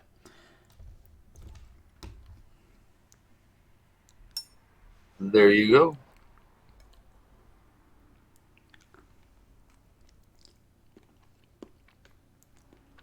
Bob, are you trying to get in here? Yeah, I think Bob's trying to get in. Yeah. Michigan in the billing. So yeah, I think the problems that when it comes to AI and okay, that's the debate that we're going to have in 2 weeks, because no flat earthers are showing up. And in 2 weeks, I'm going to have a debate AI,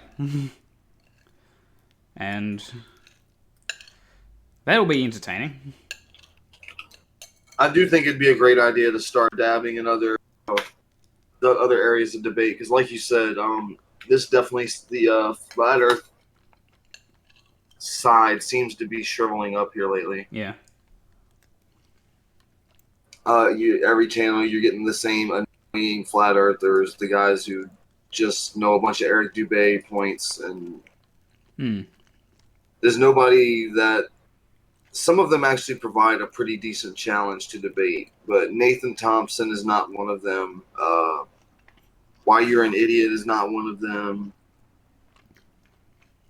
Those dudes are just generally attention whores, if you ask me. Yeah. They don't even know what they're debating. True. Whereas I think if we have a debate about AI, I think that it will be a much better conversation, and I'll have to open it up a bit more than these ones, because there'll be a lot of people that will come in saying AI is bad. Why do you think AI is bad? And they'll say something like, I think you'd have a couple of your first couple of streams would definitely be addressing a bunch of misconceptions more than debating, though. But once you got past that, mostly, I think, yeah, I agree, that would be fun. I think a lot of AI is about misconceptions. Yeah. Exactly.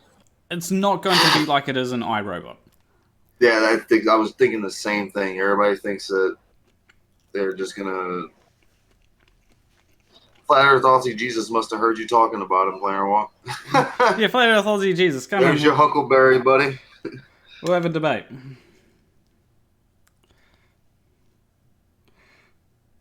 Oh, I was hoping to talk to him. I invited him to come to my Tuesday night, but and I have to pop out here. So Well, he just got into the chat, so maybe he'll join in. Yeah. He says he just woke up. And I'm People for life, dude. Discord is a free application that connects millions of people around the world. There's no way it sucks. I don't know how you could find any room to complain about it, honestly. It's free, man.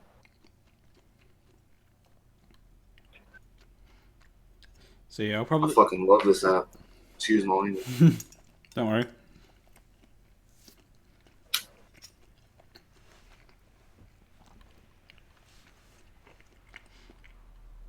But yeah, I'm gonna be having next month. I'm definitely gonna have to have a Patreon hangout, because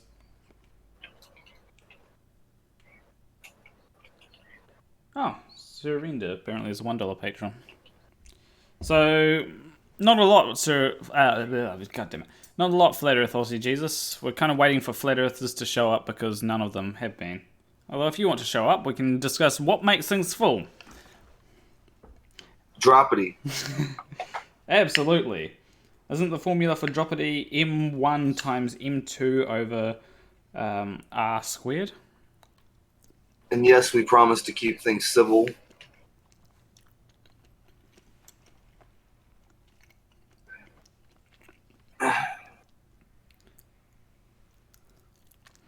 Okay, come on in and explain why you think lack of resistance is causing things to fall, and I'll explain why you're wrong. Give me 1 second. I'm gonna try to communicate with the mind. The mind says on Discord to help see if I can help him get in here. Yeah.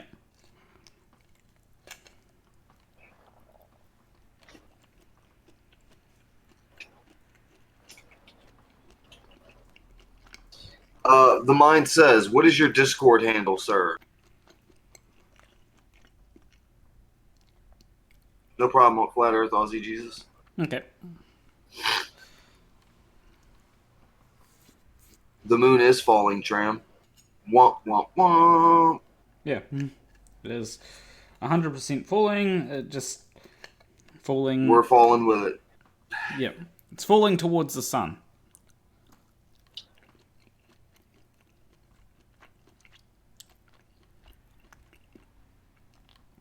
Correct, Kid Topper.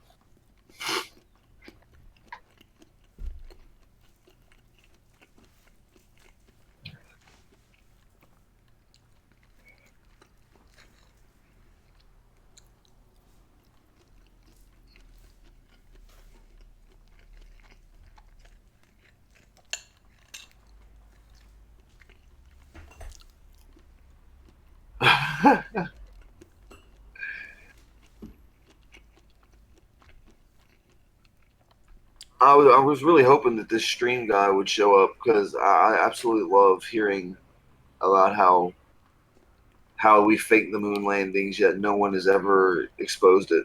Yeah. Russia sat there, the Soviets sat there with cake in their face the whole time watching the telemetry of where we were at and what we were doing. And if anything was off about that in the slightest, they would have been throwing javelins with red flags on it from overseas over here. You know, Hey, Bob. it's just a silly notion. Yeah, when it comes to the moon Good landing. afternoon, Dr. Bob. Hey guys, give me a second here. Take your time. oh, it's Robot Bob. See if I can get this set He's up. becoming AI and he's Alright, gonna. So you've got. All right, hey guys. Oh, I think I've got it working now. Okay. That's a rather convoluted process you have there. But I think Snark helped me out a little bit, so we got it set. Okay. Yeah, I do probably need to make it a little bit simpler because flat earthers have no idea how to get it done. Well, you've got to put the right syntax in, and there's no explanation of what the syntax is. I do find Just that to be gotta a go. general problem with Discord's bots is in general, you can't see what bots are installed on each server unless you experience them going. There should be a drop down that shows the active bots, and I know you can see them generally in the on the right side where you see the population of the server, but that's not. I don't know. Very. I find it's not helpful.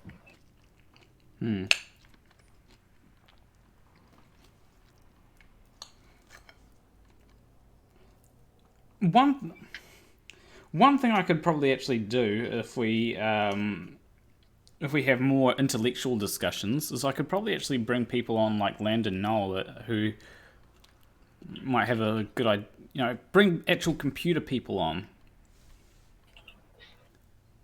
that will have a good idea about AI and stuff.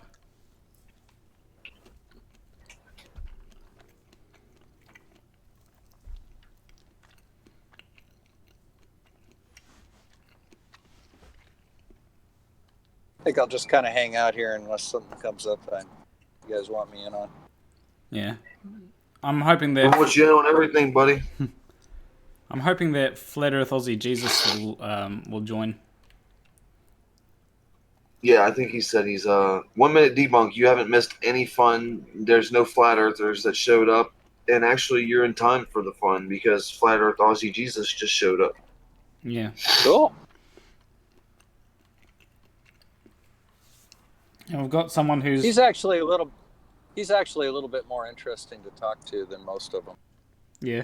Because he'll actually debate you. I mean, even I don't agree with his points. You know, I give them the same merit as I do the others, but at least he's prepared to actually defend them. Exactly. He's makes decent arguments. He makes decent arguments on flawed subjects. So it's a lot more fun. Exactly. With Flat Earth Aussie Jesus, he's one of these people which I feel like if I were to go to Byron Bay, I'd like to hang out with him, you know.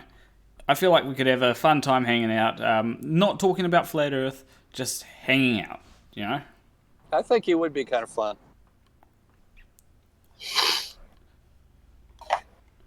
So, you know, Flat out crazy.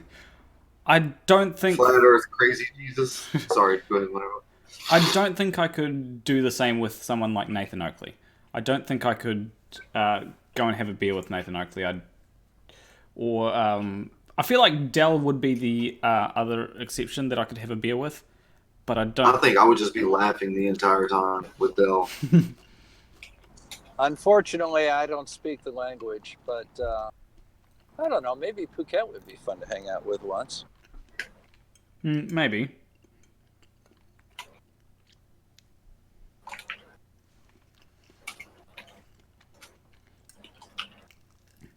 But I think when it comes to the whole Flat Earth community, Dell and Flat Earth Aussie Jesus. Oh, we've got the guy that. But I couldn't agree more. I have a huge problem with Nathan Thompson. I don't like any of the Nathans, to be honest with you. They're a man. Yeah, they're man-childs. Exactly. Yeah, they're 12. Especially Thompson with his constant probing and attacking of people in public. I really wish that the NASA man in Starbucks, I wish he would have just knocked him clean across the room. I would have been totally fine with that. I would have paid his legal bills. You know, it's gonna happen once, and I just hope he's on Facebook Live when it does happen. Did you guys see the video that Marvel Girl put up in her video of him screaming at the children? No, I didn't. On the playground? Flat Earth Aussie Jesus, go to Planarwalk's Discord. I'll put the link right here. Oh, Jesus. One second, guys. Okay. And once you get in there, the side, there's a room called Stream Debate. He's been on before. He should know. He asks, where do I go? So Yeah. just get in there. If he goes to Cyber Room and gives himself a roll.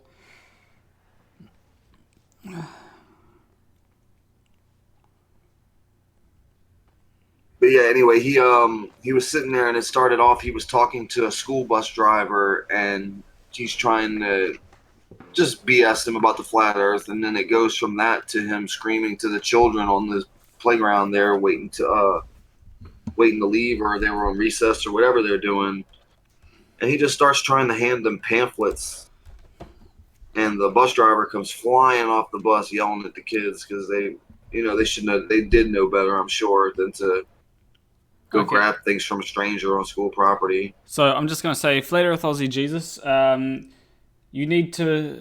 You know how you had to give yourself a roll last time with that account? Because you've got a new account, you've got to give yourself a roll. That's why it's best to use the same account. Unless you can use your account that already has the roll, which appears to be online but idle. If you use your Flat Earth Aussie Jesus Ross account, you should be able to get into debate waiting lobby, and I'll drag you in.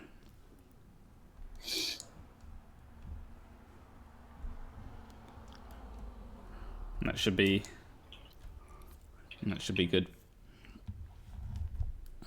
You know, I don't know what they do out in California, but if you have a grown man approaching children on a schoolyard in Michigan, that's not a good thing. Exactly, and the lady comes and tells him to get out of there, and he leaves. But he should have had the police called on him for that. He shouldn't have been there to begin with. And the funny thing is, that's a little bit of common sense. Right, he's sitting there talking to the bus driver the whole time, but it's clear that his intention the entire time was to somehow get a word into the children because he's got a handful of pamphlets. Okay, I'm dragging Flat Earth Aussie Jesus in, so now here's where the debate starts, and I'm going to start it off with asking... Hey, Flat Earth. Good afternoon, Flat Earth Aussie Jesus. Hello, good morning to you. Gandalf. Gandalf, how you doing? He's still unmuting himself and all that. Give him a sec. Yeah. Hold on, let me just make sure it's not a it's him muting himself. Had to make sure it wasn't a server mute by accident. No, you could hear me chewing. God damn it! I should probably have muted myself when I was eating the stuff.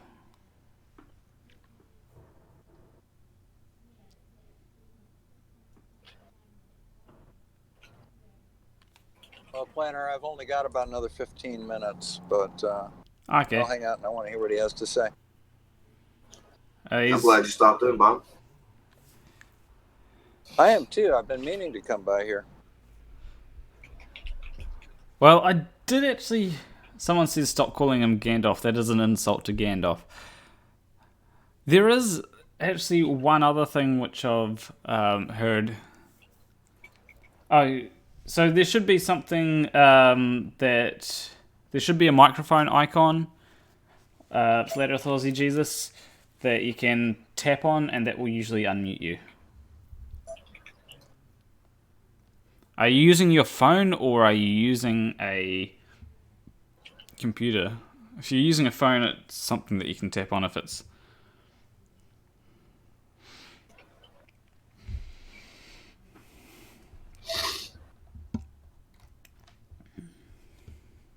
laptop. So there should be the microphone icon that should... Mine says, who's censoring you, dude? You can't follow simple instructions. You have not even come into the debate waiting lobby to be put in here. What are you talking about? Oh, he did come in, but he left. He says that we censored him. I didn't censor him at all. He left. Yeah, I know. I didn't even know he came in here. That's what... So... I'll go debate lobby text at... I don't know. I think he's just trolling. Ah, there we go. Oh, there. There you are. It Figured was it right out. at the Hey, bottom. Aussie Jesus, how you doing, Hey. man? Yeah, not too bad. How you guys going? I'm going pretty good. Oh, not Pretty too good. bad. Finished up work, heading home. Good rightio. And Yeah, I've only just woken up, so I'm a little bit seedy, you might say. I stayed up pretty late. yeah, see, I noticed that you're in the debating people in the debate flat Earth thing for quite late, and I was thinking that isn't it? I was thinking that it was pretty late there in Aussie. Yeah, it would have been. I had to bottle me home brew last night, and that kept me up pretty late. So, of course, I can't just go straight to bed. Have to sit up and cause a bit of stink somewhere. Of course, yeah. So here is where we start the debate. What do you think makes things fall? Picking them up in the first place. If you left them where they were, they stay where they were. So basically, you're applying a force to something to shift it out of where its natural position is. If you didn't do that, it would stay there. Because you did lift it up, you've put it in a different place, so that's the force you've applied. Then it naturally seeks to find its level according to density and buoyancy. And because air offers no buoyancy, it simply displaces the air until it finds a place of buoyancy, which the path of least resistance happens to be straight down. If you offered some sort of resistance, it might sort of flutter around a little bit or something, but other than that, straight down is the natural tendency of things to do if they're of a greater density than the medium they're in. Okay, so what I didn't hear in that was a force that is a force that makes things go down. So when it comes to that, you've got to have some kind of vector to make things go down. That's why I have no problem with flat earthers claiming something like flat Earth gravity, because at least they're saying, okay, we need a force. But what you're doing is you're trying to I just noticed. Okay, well, I'll explain that for you. There's no force. It's the very opposite of a force. It's resistant force. That's where you've got it all sort of backwards. If there's no resistance, then it's a lack of resistance which causes it to drop. When there's resistance, it stops it from dropping. So it's basically a lack of force that causes something to fall. And in the case of the medium of air, it's so non-resistant, I should say. It has very, very little resistance. That thing of mass actually accelerates as it drops through it. Once it hits water, that tends to slow it right down because that's far more dense than air. Depending on the object, it might even float back up again. Okay, so here's the problem that I identify with that. Resistant force requires something to be moving in order for it to work. Would you agree with that?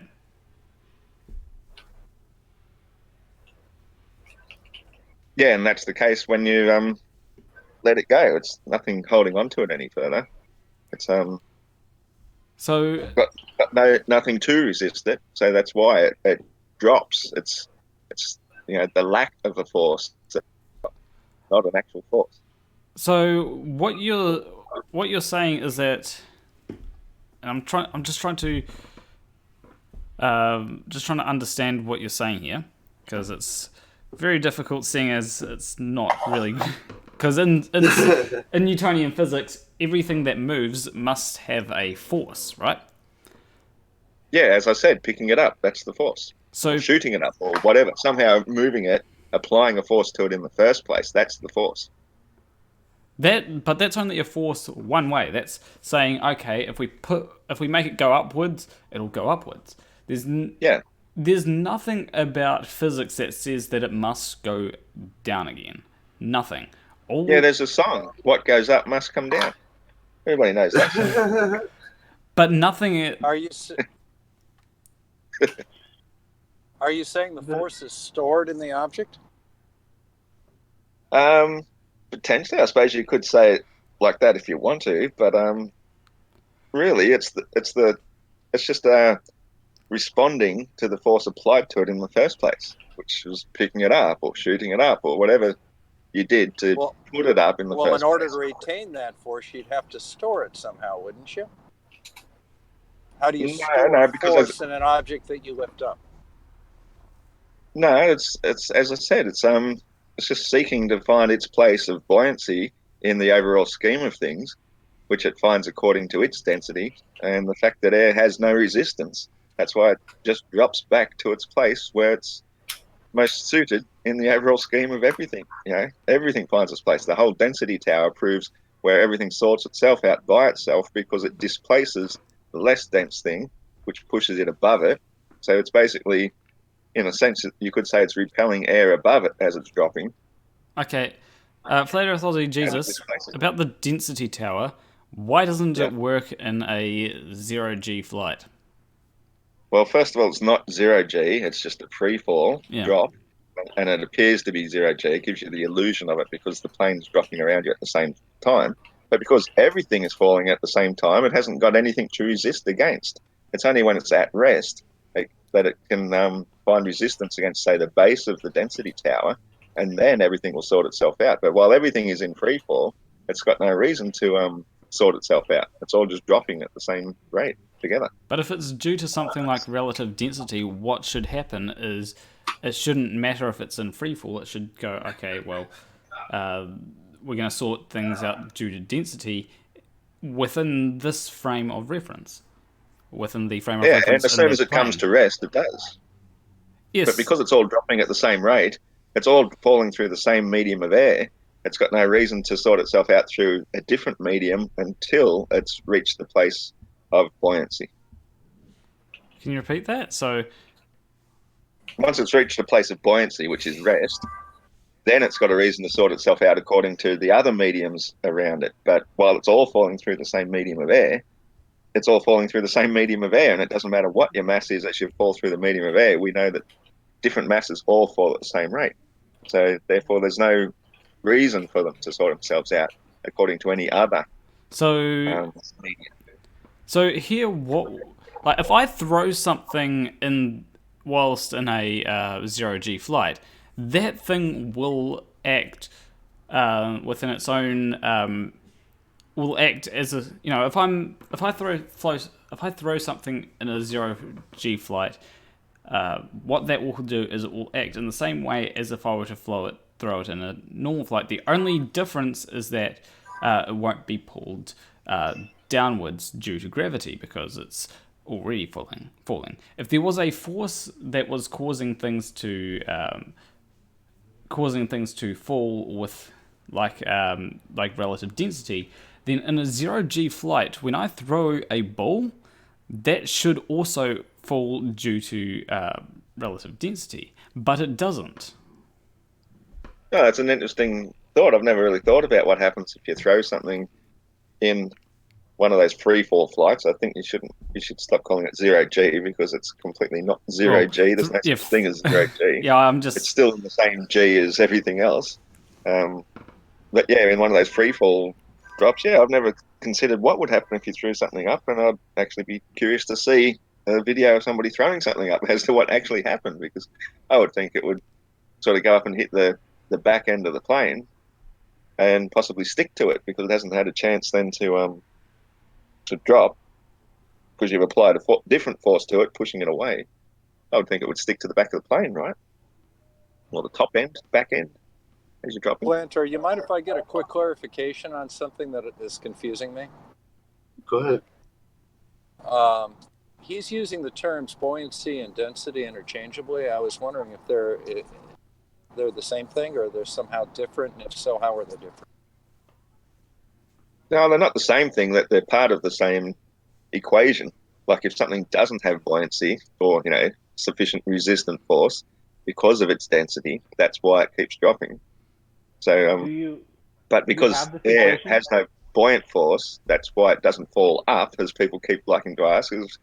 It's how could less dense air have more buoyancy than any air whatsoever? It's only when it hits the ground that it finds a place of rest. That you could call that buoyancy. Then it's not the same necessarily term as what you use buoyancy generally when it's floating in water, but it's more or less the same thing. It's just dense enough to stop it from going any further. It's found its place in the scheme of things. Is one a force and the other a property? Technically, you could say buoyancy is the resistant force, yeah. And yeah, density would be the property. Okay, great. So what's the acceleration in buoyancy? We know what the mass is. We know that force is mass times acceleration. Where's the acceleration in buoyancy? Well, it's the resistant force, so it's the opposite of acceleration. Force is not acceleration. Force is acceleration times mass. Okay, we have the mass and buoyancy. Would you tell me where the acceleration is, please? I just told you it's not it's a deceleration. It's the resistant force. That's the only force. You guys keep thinking that attraction of mass is a force. It's not a force at all. That's just, you've got it completely wrong. And so then when you try and apply these formulas to things, it's got nothing to do with reality. Formulas aren't required. That's just woo that you invent.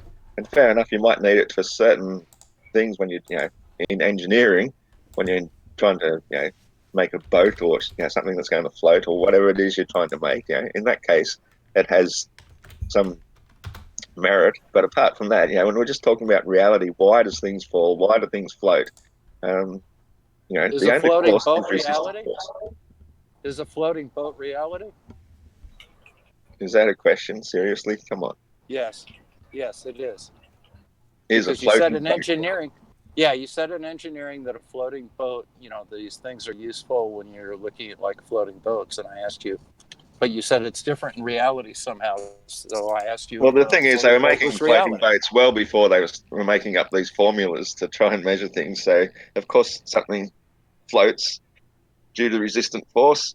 And we've known this sort of stuff for thousands of years, well before all this scientific nonsense came along that said, traction of mass, spinning How more. much does a boat float?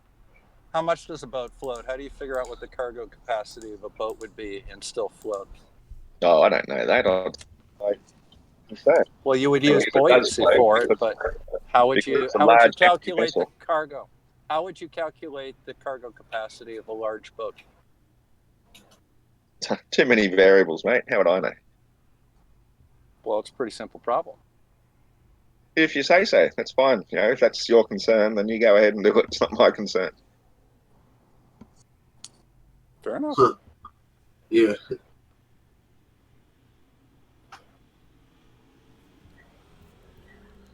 The mind left again? Yeah. I don't understand. Yeah, I think he did. I was just looking at... someone told me to look at a video, and I should probably actually put this playback speed to 1.5 and then work out the particular thing that... because it says about throwing things around in a free-fall flight. So it's currently at 2 minutes 21. It's from Veritasium, so I don't mind giving them the watch time. They're good. Kiri Mac has a question for Aussie Jesus. Yeah. She says, "What do you think surrounds the flat Earth?" Well, there's the Antarctic ice wall, which is our basically natural barrier that makes it very difficult to go any further. Because not only have you got the ice wall, but you've got massive mountains. And it appears there might even be something called the wall that we can't get any further past either. But my speculation is there's far more land, more continents, and we're sort of in this prison planet, trapped in the very center of it all. So, what surrounds us? More ocean, more land, more continents, potentially infinite. It's the physical plane at the very bottom of the known universe, as far as I'm concerned. And we don't know what's further, but we have detected at least one other continent. It's called the Iron Republic in many stories, many tales of it. And who knows? More land. All right, Planner, I'm home, so I'm gonna kind of bow out here. Thank you very much for having me on. No problem. Nice seeing you, Bob. Take care, guys. See you later, Good seeing you again, Ozzy. Good seeing you again, Ozzy. Bye-bye. Cheers, mate. So what I'm seeing is that the flame of a fire is actually longer in high gravity. In zero gravity, it's That has an interesting kind of effect. I probably need to watch this. Watch this more. More in my own time, but I can. Okay, at around 5:50 in the video, it shows them messing around with a slinky. 5:48.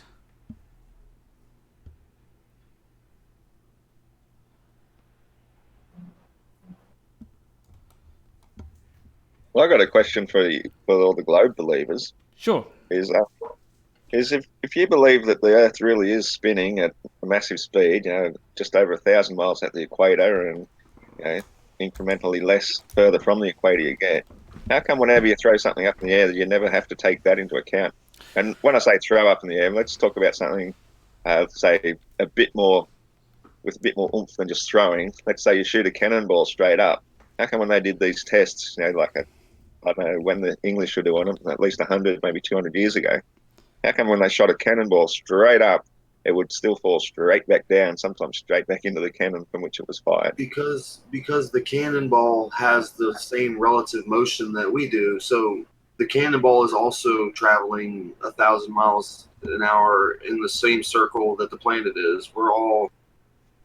That motion's already accounted for and in play. So when you shoot it straight up and down, it's only going straight up and down relative to the cannon itself on the ground, because we haven't moved. But in reality, the Earth, us, the cannonball, the atmosphere is all spinning at the same rate. Yeah, well, that's a load of gish gallop, if you ask me. How could that possibly be if we can have various winds in different directions? The wind is the atmosphere.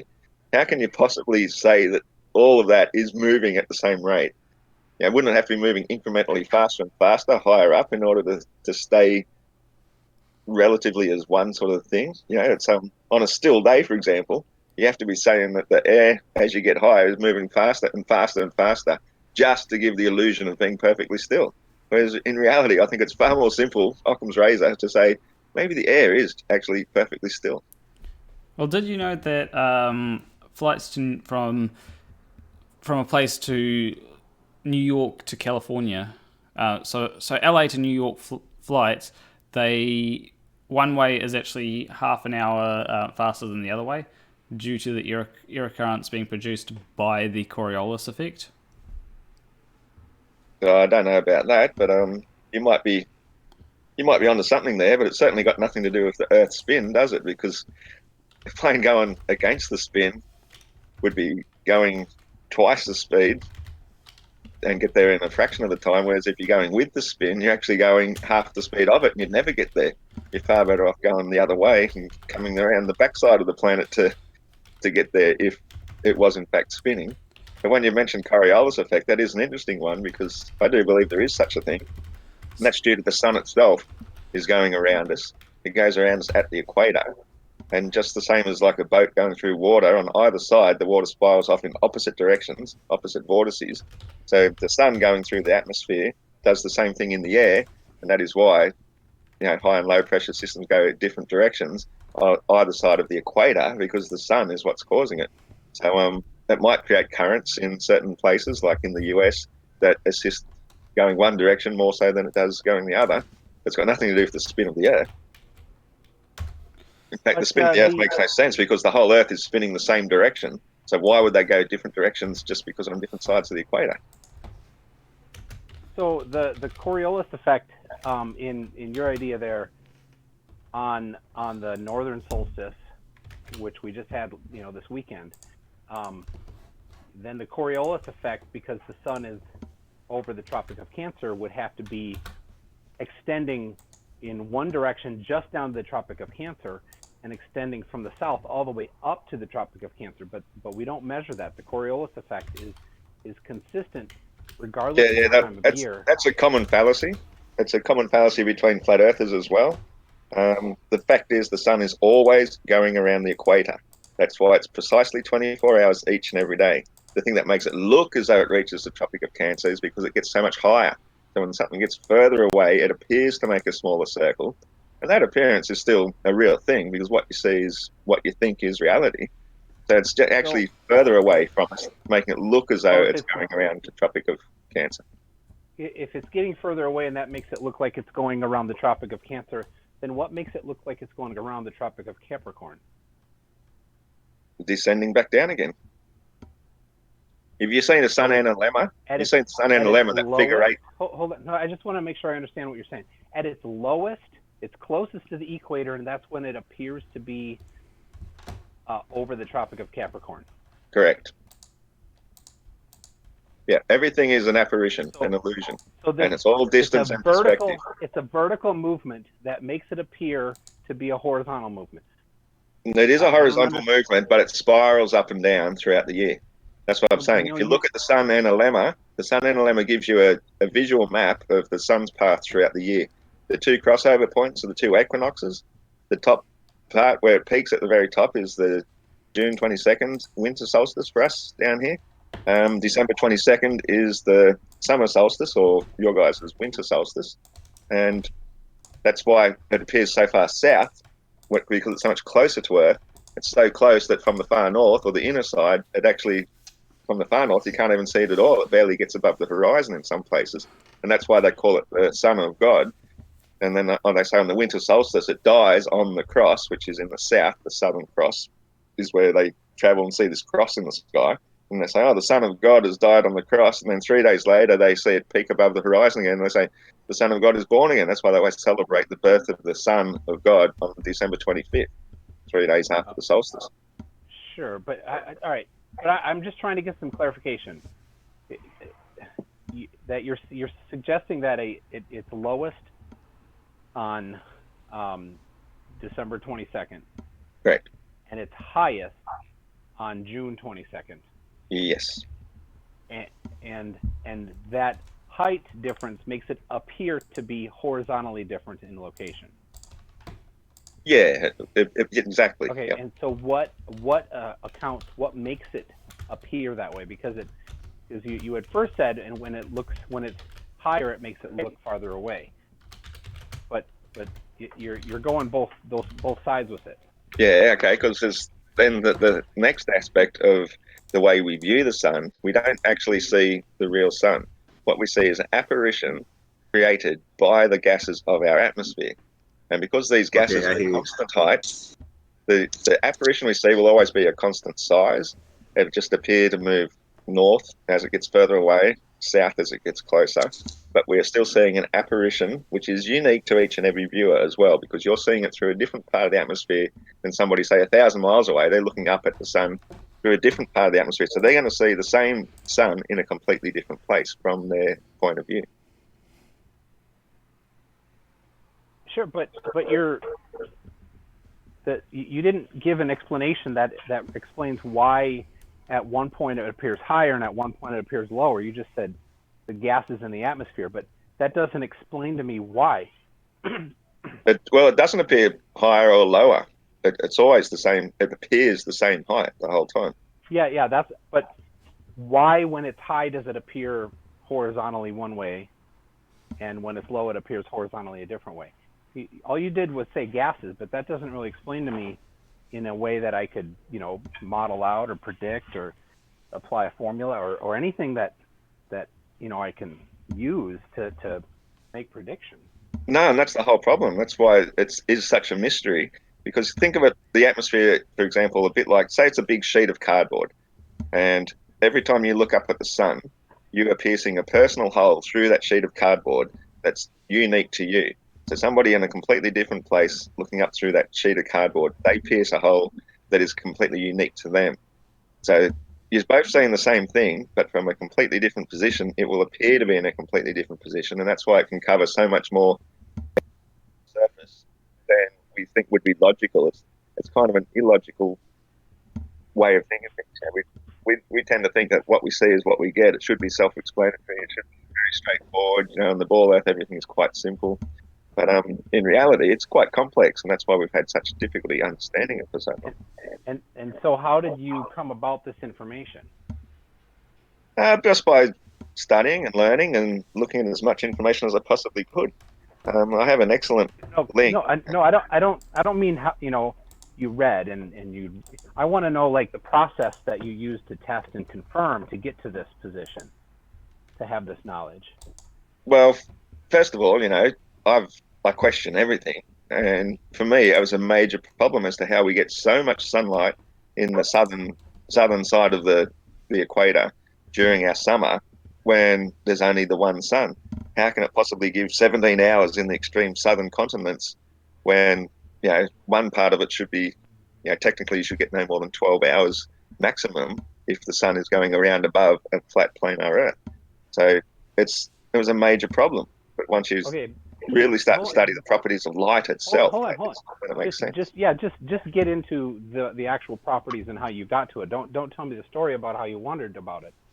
I want to know, what experiments did you do? What tests did you do? What math did you do on the properties of light to come to this information?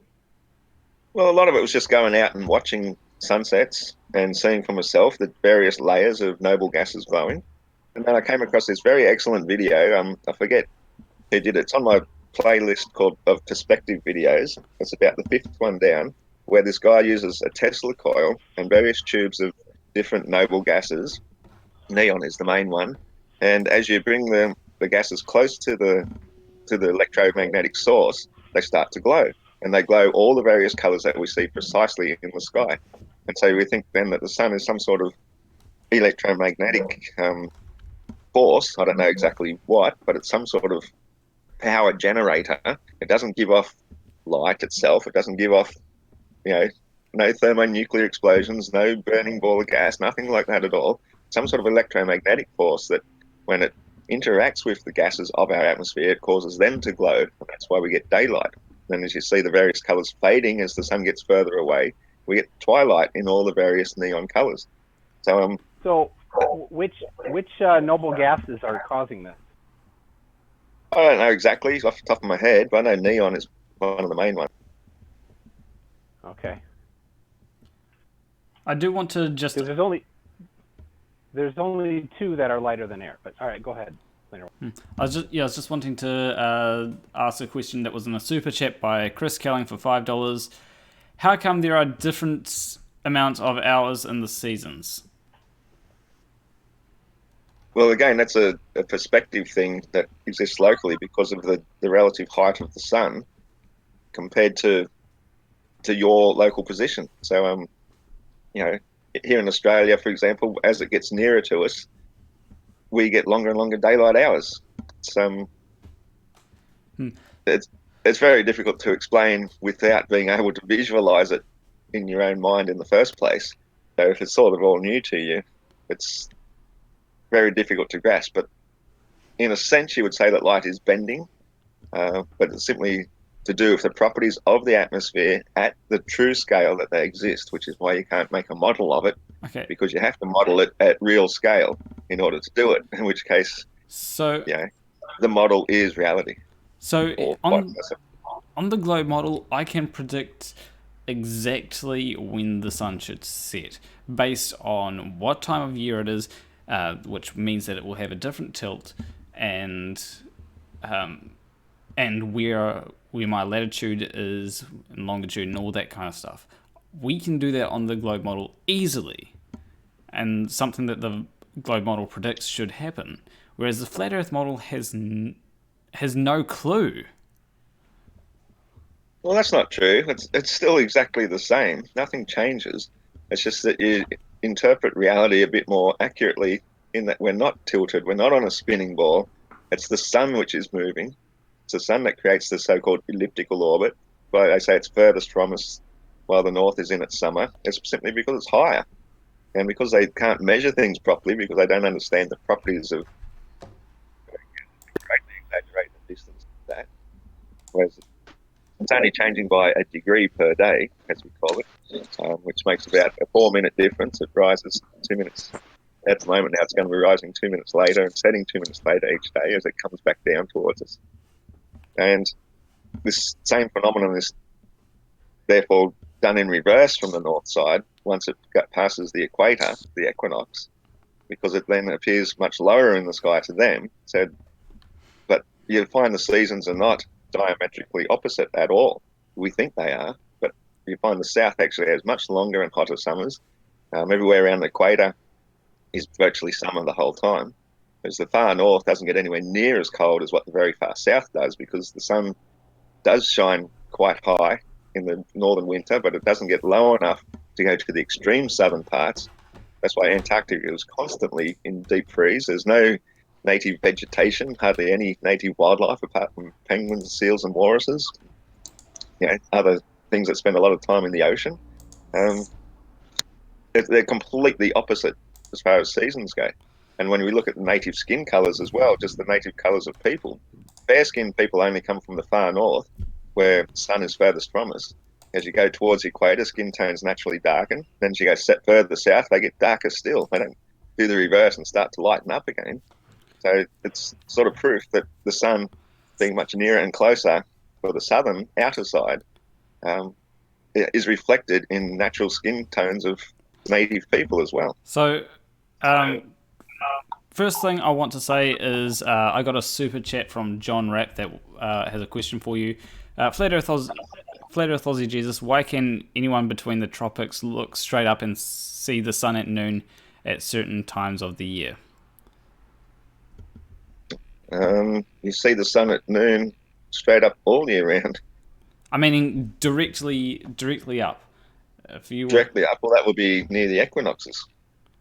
So you can do this. So if you're on the tropics during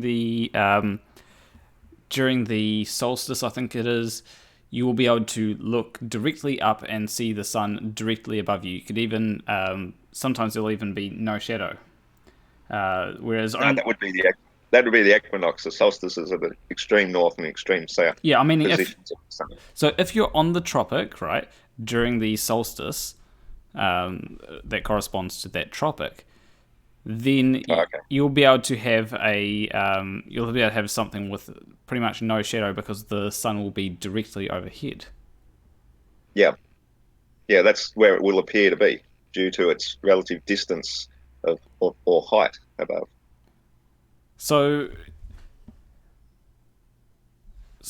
essentially, distance does not account for it because you literally have to have the light sort of bending to come down.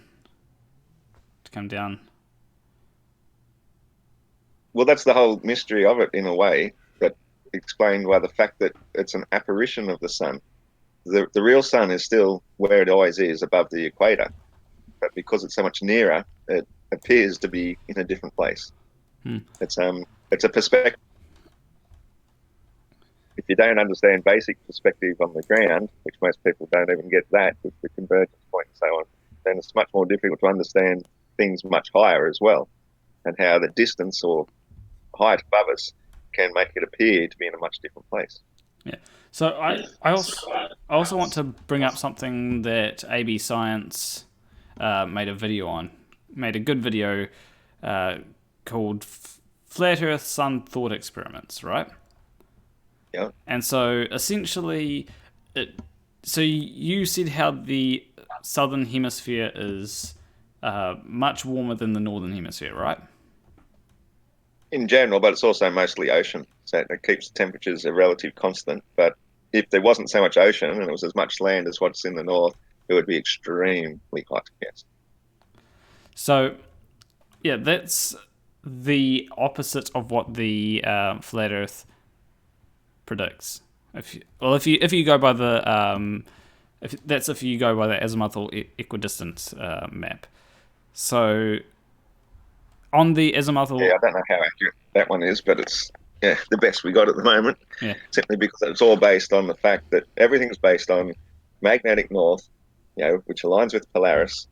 And so that when you get far enough away from Polaris to the point you can no longer see it because it's gone or obscured by the horizon, that is the equatorial circle, which just happens to be, by coincidence, the same path that the sun actually takes, almost as that's done by design. So it's a curious thing that should be the case.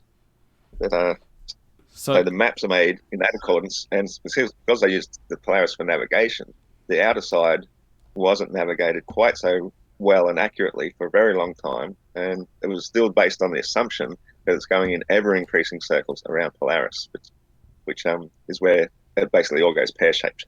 Yeah. So essentially, I'm just. Do you see what I have on screen? All I can see is the apple. You must be a fair while back then, because I've got this thing on screen which shows two graphs showing what we predict on a flat Earth and a spherical Earth. And the flat Earth shows a curve where the further south you go, then the Okay, I just refreshed it. Yeah. Yeah. So I've also got a few questions, and then we'll get back to this. So John Rapp asks for $5 Australian, and what makes the sun circle around us?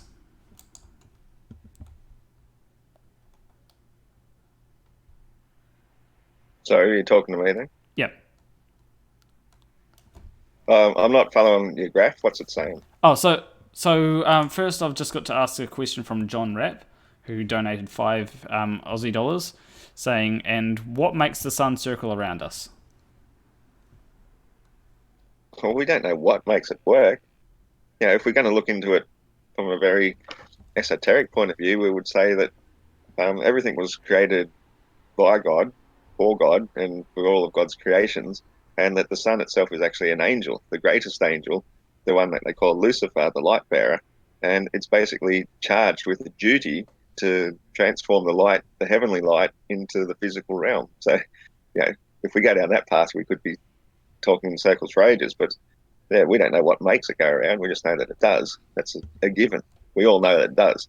So, if I knew what physical forces cause it, then I'd probably be some sort of genius, but I won't go that far. Yeah, sounds like you're referencing Helio and the sun.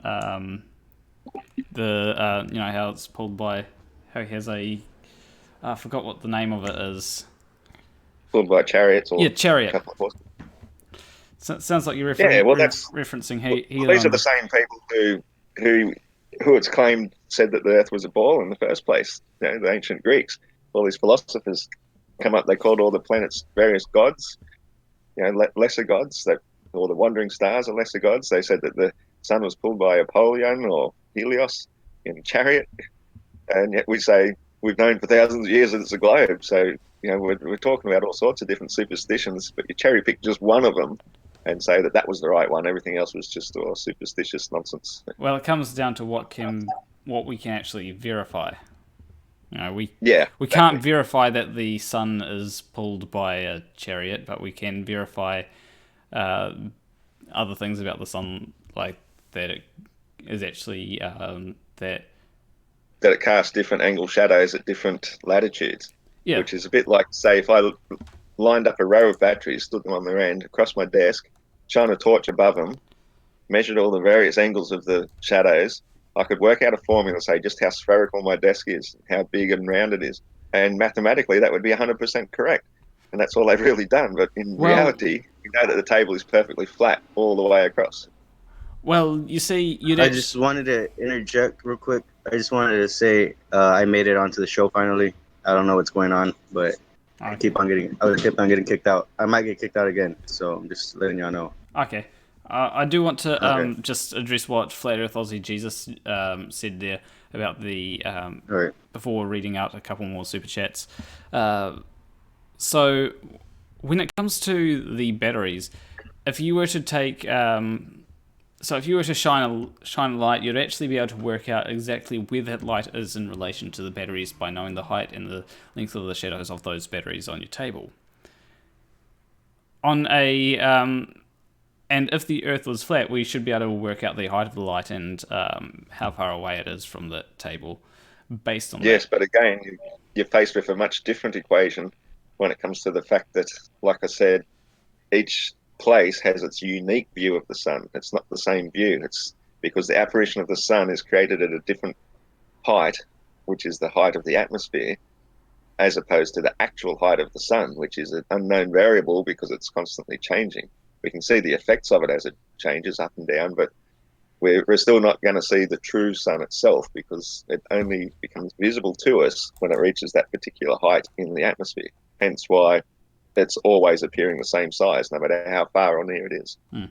So, okay, well, I need to move on to next super chat. because there's actually a couple ones which have good questions that I'd like to ask as well. So Chris Kelling asks or says, I'm a ham radio operator. I live in Connecticut. I was talking with a guy in Hawaii last Sunday morning. The only path for the radio wave was the grey line. How does this work on a flat Earth? Well, we know for a fact that there's something up there, whether you call it a firmament or what's the name you guys call it?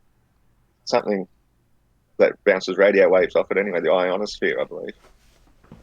Yeah, that's so what Tesla was using.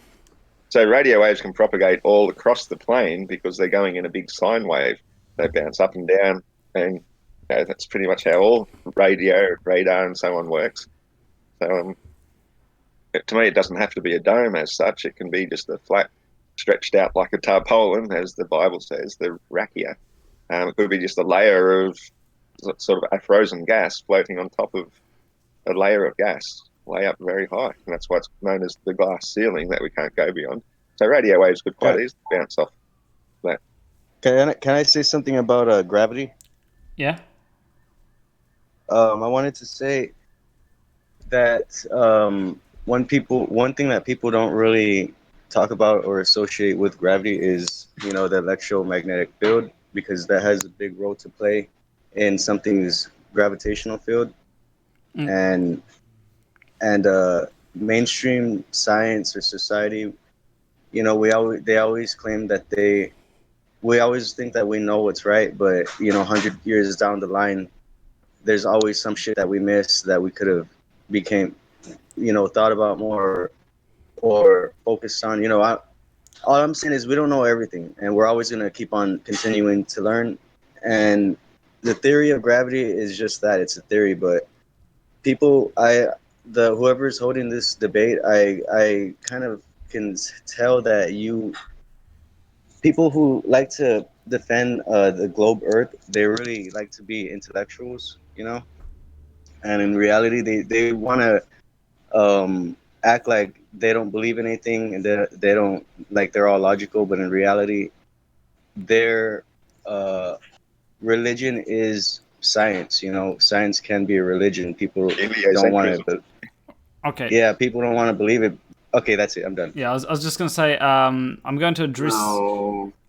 I'm going to address that right after I, because there's a super chat that I want to read out before I forget to, which is directed at Flat Earth Aussie Jesus. Then I'll move on to what you said. So Toki Evo says, Flat Earth Aussie Jesus, how can your model / claim be falsified? So, and yeah, that's something that I really want to know. How can any of your claims that you have made today be falsified? Well, I don't quite understand the term when you say, how can it be falsified? Or How can it be tested? To prove something wrong means, therefore, it's not right. So, well, what predictions can you make that if we were to show that those predictions were inaccurate, would mean that what you're saying is false? Well, yeah, I don't know, because I just search for the truth in everything. To try and say to falsify something would be to make up some scenario that doesn't exist and say, well, in that case, but that's just a hypothetical, well, in that case. The thing is, when you find the truth, that's all that matters. You don't sort of start to think of variables. You start to say, well, why isn't it the truth? Yeah, so... And you find everything that sort of backs up that idea. The more you look around, the more you say, yes, that does work. That's how it seems to be working. The sun does appear far further north at this time of year for us here in the outer side because it's further away from us. That's why we've got winter. Now it's coming back again. The days are starting to get slowly longer. It's going to start getting warmer again. So it makes sense. Yeah. Yeah, I just want to say, so the way that science works is falsifiability. Everything has to have a case in which it can be shown to be false. And it doesn't have to be something that actually happens. It just needs to be something which, if it weren't the case, so if gravity wasn't if things weren't falling to Earth due to a large amount of mass attracting mass, then the Cavendish experiment would never work. That would be the falsifiability of gravity. But we've shown that the Cavendish experiment does work, and That's real quick. I want to say something. That's the thing about the truth. You could show somebody the truth, but everyone's always going to draw their own conclusions to what that truth means. Yeah, that's it. It's the interpretation of the data. How you interpret it is what really matters. It could be a completely different thing altogether, like the moon casting a cold light. A lot of people claim that as some sort of proof that it produces its own light, whereas that's one that I've debunked myself and said, well, maybe you're just coming to the wrong conclusion. Maybe it's a different thing happening altogether. It's not actually creating a cool lighting at all. It's just causing things to lose its heat faster.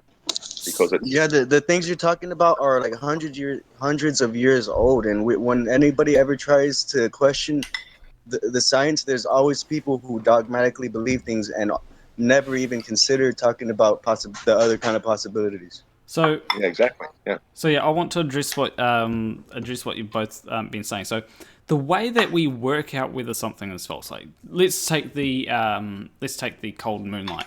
The way that we work out whether something is false is we try and control for different variables. So with the real quick, I want to say, when you say we, are you referring to who are you referring to? Because the natives, there's a whole group of people that you're excluding, but when you say we, you're referring to a specific group of people.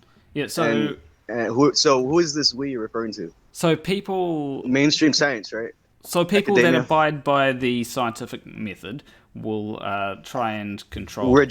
They will reject everything that the natives claim is true, and everything that the natives have done, dude. They put under the rug. It has to do with colonialism.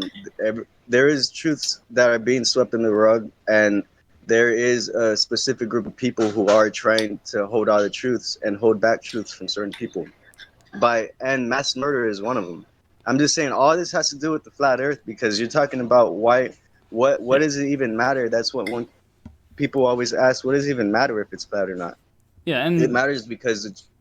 Okay, go ahead. Yeah, so I was going to say one way to, because you kind of cut me off there. So one way to sort of work out whether a claim is true or not, and the best way is to say, okay, well.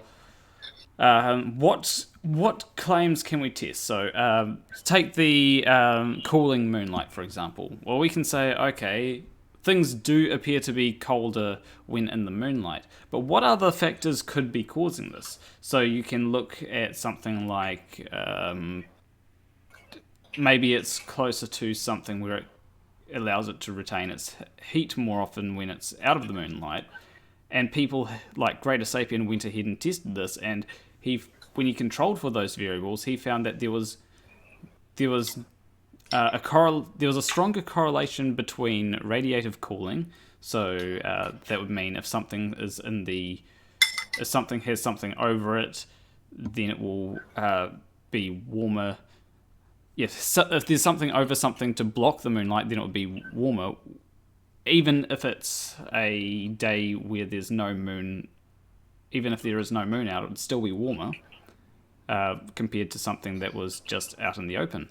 So we can test these things and go, okay, so the hypothesis of moonlight causing a cooling effect is false or has no evidence to back it up.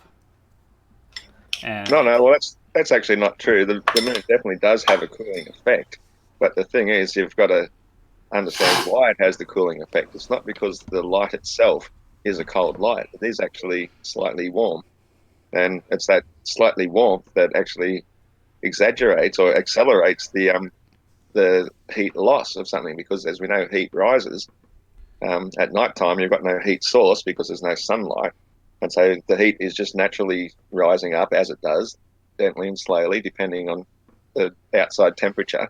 But when you add the moonlight to it, it adds a slight bit of warmth, which actually causes it to lose its heat even faster. So it's like an evaporative effect of heat, so to speak. So something in the moon's shade, it doesn't actually have to have something over it. It's just shaded from the moonlight. It will still stay quite cool. So it's the shade itself is actually the insulating effect. So I'm just gonna. Give me 1 second, guys. Yeah, I have to go. I wanted to say bye to everybody before I left. So thank you for having me. Okay, no problem. One super chat from John Rapp. That's Aussie dollars. He just says wow. But one thing I just want to say one thing I want to say in regards to that is your claim there that the moonlight will cause things to lose its heat faster. When controlled for things like radiative cooling, Greater Sapien found no link between moonlight and things cooling faster. It turned out to be solely dependent on radiative cooling, which means that if the air around it is warmer, then of course it's going to cool slower. And one thing that can cause things to cause the air to be warm around it is objects that kind of act as an insulator. Yeah, well, this isn't something I've just made up hypothetically. I've spent ages doing these tests. I've got one of those laser pointer thermometers. I walk down a road quite regularly, like I used to do it virtually every night, not so much now that I'm working full-time or working a fair bit of the time. But I go out all the time with my dog of an evening and just point the thing at the road in various places. It's a really good road because it gets sunlight on it a lot of the day, so it's a sort of a constant. You can even actually do it under street lights because there's only about 3 or 4 street lights down this road as I'm leaving town to go down a country road where there's no street light pollution whatsoever. And even under the street light, you will find that directly under the street light is colder than in the shade just a couple of meters away from the street light. So the actual light itself causes something to lose its heat faster because the heat rises. So it's actually accelerating the heat loss as opposed to the powerful light of the sun, which creates enough heat that even though the heat is rising the whole time, it's still creating heat at the same time. So it gets warmer and warmer. Once the sun goes, the heat starts to rise without something to replace it. That's only a very slight heat causes the accelerating effect. So 2 things I just want to ask is, first off, was that Wingsdale Road that you're walking down? It's called Booyong Road. Okay. But Ivy Blankenship made a good point. Did you do controlled tests? Yes, I did. Okay. How did you control? One of the best ones I did was a very cold night. I had my son and his girlfriend assisting me as well. I just took up 4 coasters. These coasters are double-sided. There's cork on one side, and I thought it was tin on the other, but it turns out it's just a hard plastic, but sort of acts the same way as tin. It will get colder quicker in cold temperatures. So I took 4 of them up in my pocket, so they're all at the same temperature to start with. I put 2 of them, different sides up, in the direct moonlight, and then only a few meters away in the shade of a large tree. So there's no actual canopy covering them. It was just in the shadow of it. We left them for a good 15 minutes as we went for a walk down the road, came back and took temperature. Took the temperature of everything again, and the ones in the moonlight were a degree or 2 colder than the ones in the shade. They were virtually 0. It was that cold that particular night, which is unusual for up here to be that cold. But there was a definite indication that moonlight is colder than moonshade. So did you control? Yeah, that's true. So did you try and do this maybe another day where there wasn't? Dude, if you do your own research and you do your own experiments, you'll find out the facts for yourself. Yeah, that's it. It defeats the purpose of doing it. It's already true Because you're measuring moonlight. Yeah, can you hear me? Because that has nothing to do with the Earth being flat or not. You're completely going off like left to left field. That has nothing to do. Can I say something? If the moon, I agree with you go there. ahead. Oh, hi. What you just described is not really a properly controlled experiment. You have 2 different cases, one with moonlight, one without, but you're not controlling for any confounding variables there. You didn't control for radiative cooling or anything. One thing that you could have done, Flat Earth Aussie Jesus, is done the exact same experiment, but on a night where there was no moon out whatsoever. If you got the same results, then Hey, you could do the experiment yourself and then That report it defeats back to the us if you purpose. want. It defeats the purpose. We're measuring the cooling effect of moonlight. If you do it without moonlight, you've got nothing to compare it with. That's crazy. But How can you have if you see shadow the effect, without the He's moonlight? talking about being in a room. Oh yeah. The whole point is the moonlight is the thing that's affecting. That's hold, right. hold, You have to do Yeah, it yeah. under So how would moonlight. you do? Hold How up, would you do the experiment without the moonlight? let me if you speak. get the effect without the moon, on you go. How, I was explain. basically going to say the same thing that 1 Minute Debunk was about to say. Explain. So How would we do an experiment without the moon? if you do the same experiment without the moon and you get the same results, then How do we do it? I'm asking you. How explain? How do we do an experiment step by step? Yeah, What you're you're describing comparing without the moon. one to the How moonlight would we do or that? one to nothing. So There's no comparison. so How would you get the same result? Look, let me tell you how we compared it. What we did was we got the shadow. Hold. You asked the question. Yeah. You should let Okay, me go answer. ahead. Go ahead. So Answer it. you do it in the exact same way that you did it with the moonlight, right? But Which is how. or basically you put How did we do it with the moonlight? so you put the two coasters in the shade and have two coasters Shade of what? in the shade of the tree. So same. But This is the the shade original. created by the moon. Yeah, he's saying you the original experiment. He's explaining the original experiment. So essentially, what you do is you have the two coasters in the shade of the tree and the two coasters out in the out of the shade of the tree, right? This is when There is no shade without the moon. and then you have No, but he's explaining the. mark the place that you put them in, right? And then that's the original one, right? And then on a day where there is no moon, put the coasters in the exact same places. And if you get the exact same results, then... Oh, I get you, yeah. Because the moon doesn't come out every day, right? Basically, that's what you're saying. Yeah. So if you get the exact same kind of results, then it's indicative that it's not the moonlight, but there's another factor like radiative cooling. Well, I can guarantee you that the place where I did it, they were all in the open. The only thing was that the tree itself was casting a shadow, sideways because the moon wasn't completely directly above us. It was, like only a third of the way up, so to speak. There was nothing actually insulating above the coasters. They were all in the open air. That was the part of the control of the experiment, and there's nothing above it to trap the heat in. So if you did it any other time, then all four coasters will show exactly the same temperature, all variable relative to the material. And there would still be other factors that would contribute because it still wouldn't be the same. The temperature of the day would be, different. Yeah, but I'm meaning like if you get the same kind of difference. I think we should do the experiment because if you really care that much, experiments would be done and then so science would be made. Science. Yeah. So because that's how you do science, right? Experimentation. Yeah. That's a part of it. So essentially, Flat Earth Aussie Jesus, what I suggest you do is I suggest you do the same kind of experiment on a day where the moon isn't out, and just to test what results you get, because even though you're saying the heat wouldn't have radiated, you don't know that. You've got to go ahead and test it again at a time where it's much more controlled to test. And Tram Dickinson said Greater Sapien did the experiment, and his results indicated that there was no radiative. He indicated that there was no cooling effect from the moonlight. Yeah, well, I think he's done it wrongly. Whatever he's done. As I said, I've actually just done experiments for the fun of it, walking, and shown that this same effect happens under a street light.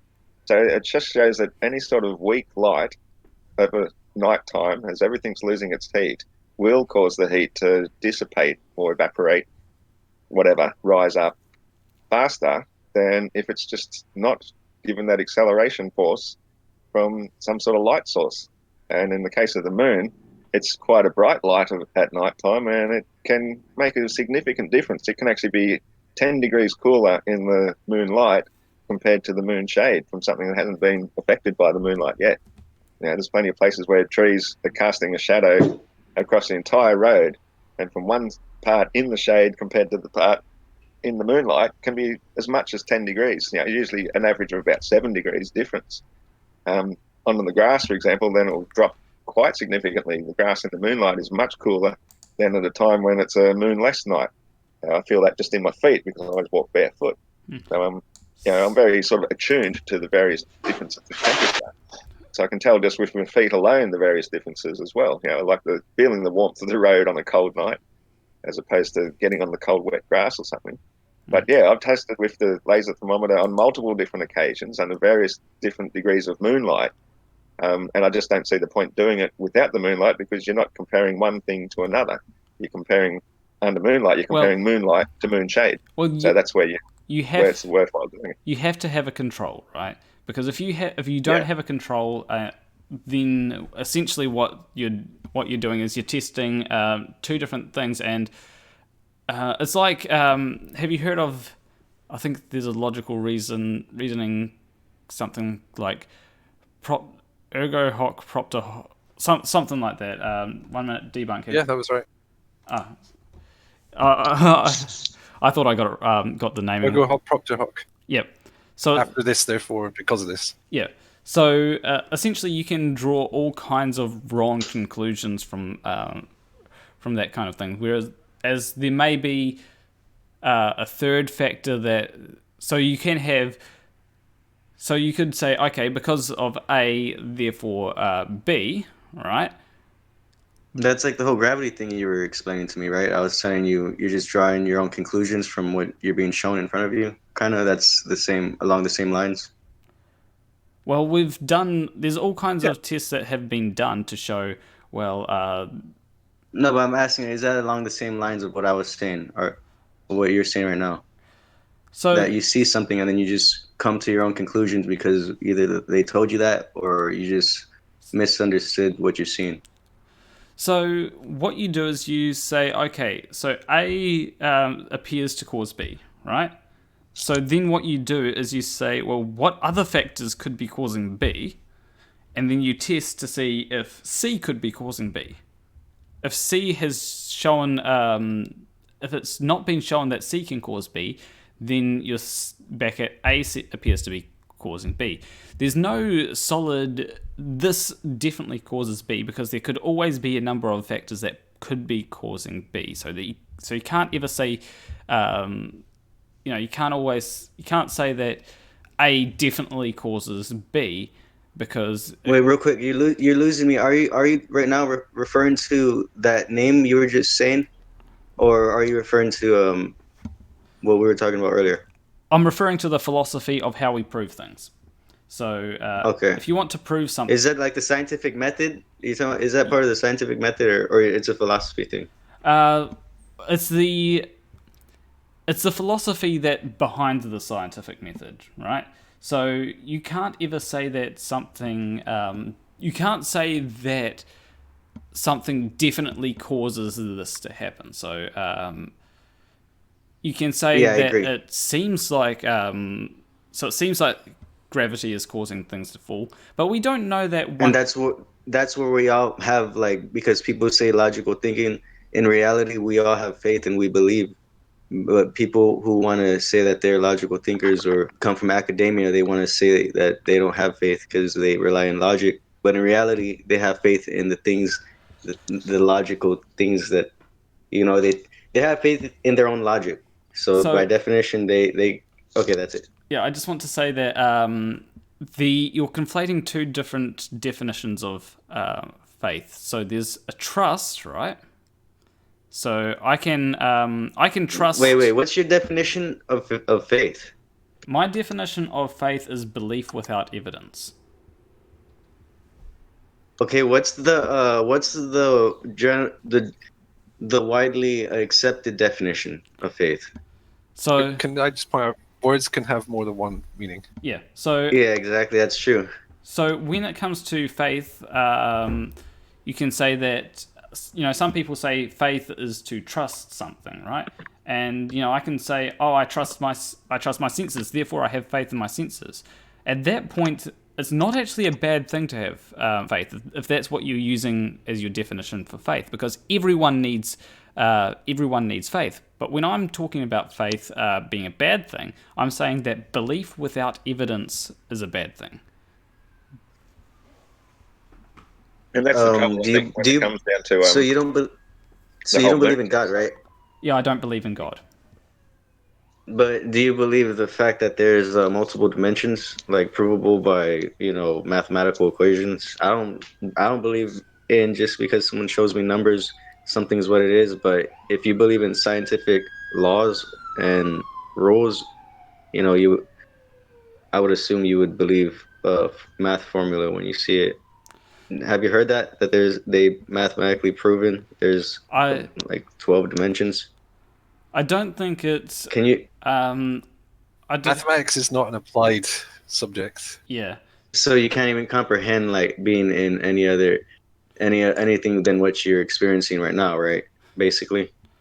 Also, there could be so there are some ideas that people have, like multiverse theory. There's simulation theory, all that kind of stuff. I don't think that we can actually prove those. So I don't think it's a good idea to say that we definitely live in a multiverse. I mean, how would you prove a multiverse to an act? If literally something was unable to comprehend, how would I prove how would you prove the color? How would you give the experience of the color red to someone who can't see? Yeah, and that's a good point. So essentially, you've got there's a whole lot of things like if I want to, and I'm going to end the stream off very soon. So closing statements will be coming in soon. So if we say something like, if I were to say something like, oh yeah, there definitely is a multiverse, then it's on me to go ahead and give evidence for that. If I can't give evidence, It says who though? Why do you have to give evidence for just speaking the truth? Well, if I don't have evidence, then how can I actually say what I'm saying is true? I'm talking to you right now. I mean, I know, yeah, there's evidence because we're on the internet, but dude, I don't know. You're that's what I'm saying. You're getting into this whole evidence thing, and the whole you overlook the whole fact that we're even existing right now, like that. Yep. Just the very beginning of our existence is uncomprehendable, and you want to overlook that. Like you want to talk about logical thinking, and you can't even explain the beginning of creation. So when it comes to all these things, there's certain axioms that you have to take, right? So reality doesn't make sense. Reality, it's a paradox. Literally, there's a thing called what is it called? Everything destroys itself. It's called, okay, never mind. So we have to take some axioms, right? So the most basic axiom that I take is that we exist. I take that as a given. We exist. But how? The law of entropy, dude. If you know anything about laws of physics, guy one mute whatever your name is, if anybody knows about the laws of physics, you knows that the laws of entropy doesn't let anything continue on for too long, and yet people are trying to debate the fact that we just came out of randomness and that our DNA just kept on evolving instead of being destroyed. That makes no sense. Okay, how do you defend that? You're talking about the second law of thermodynamics, which is to do with entropy not decreasing in a isolated system. Don't law and try and apply it to general stuff, because it's a specific thing it's talking about is to do with energy distributions within thermodynamic systems. It's and dude, atoms. So with that energy dispersal, what the hell are atoms made out of? What is our DNA structured out of? It's energy. Everything's all energy and vibration. So it's just people comprehend it differently. They have different forms of truth. They're all true, but different levels. So one of the things that you get into when you're debating these kinds of things, so obviously we have to take it as a given, regardless of what side. I mean, you can say, "Oh, I don't know that we exist. I can't prove that we exist." But generally, most people will take it as a given. Whether you're Christian, whether you're atheist, you'll take it as a given that you exist, right? And then you've got to. Real quick, I want to respond to that. Yeah, it's true, and there's more people that agree that there's a God than there isn't. But what does it matter if more people agree or not? Because when the majority of the population for generations said there is a God, there is an afterlife, this, and that means nothing because now you're smarter than them. But now you're talking about the majority. How much of the majority of the population agrees? You want to talk about statistics, but you completely ignore another perspective or ideology that they hold. When it comes to existence, when it comes to our existence, we take it as an axiom, right? And some axioms can be really irrational. You know, you can have people say that God is the axiom, right? And so I don't think that God is a rational axiom. People that believe in God, they'll disagree and go, well, actually, God is a rational axiom. But regardless, you've got to have some kind of axiom to base everything off. So when it comes to something like existence, I think that's a good axiom because from what we can tell, we do exist. We utilize what appears to be our existence every day. Another axiom that people often use is reason. So, and to dispel to say that reason is not a good axiom, well, you have to use reason to disprove reason, which is it isn't a good way to go about it because you're using the thing that you know what I mean? So that's why. Yeah, it's called a paradox. That's what I was saying. This whole world's a paradox. Yeah. So when it comes down to things though, like you say that the second law of thermodynamics means I'm just trying to. What is it exactly you were trying to? What claim were you trying to make about? My point is that people who don't believe in God always say that they try to say that this place wasn't intelligently designed, that it just came out of chaos, and that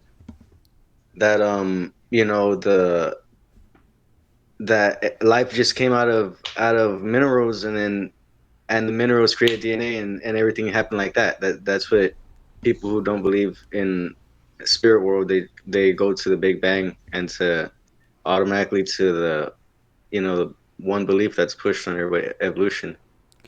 So and I'm just saying it's impossible for DNA to be structured if you know anything about the laws of physics, because we're not even able in the right environments to create new forms of life after thousands of years. We can recreate genetic code with a laser printer, not with the laser printer, with a printer, but we still can't make new life from a petri dish. So when it comes to how many plants or how many cells are there on Earth? A lot of them.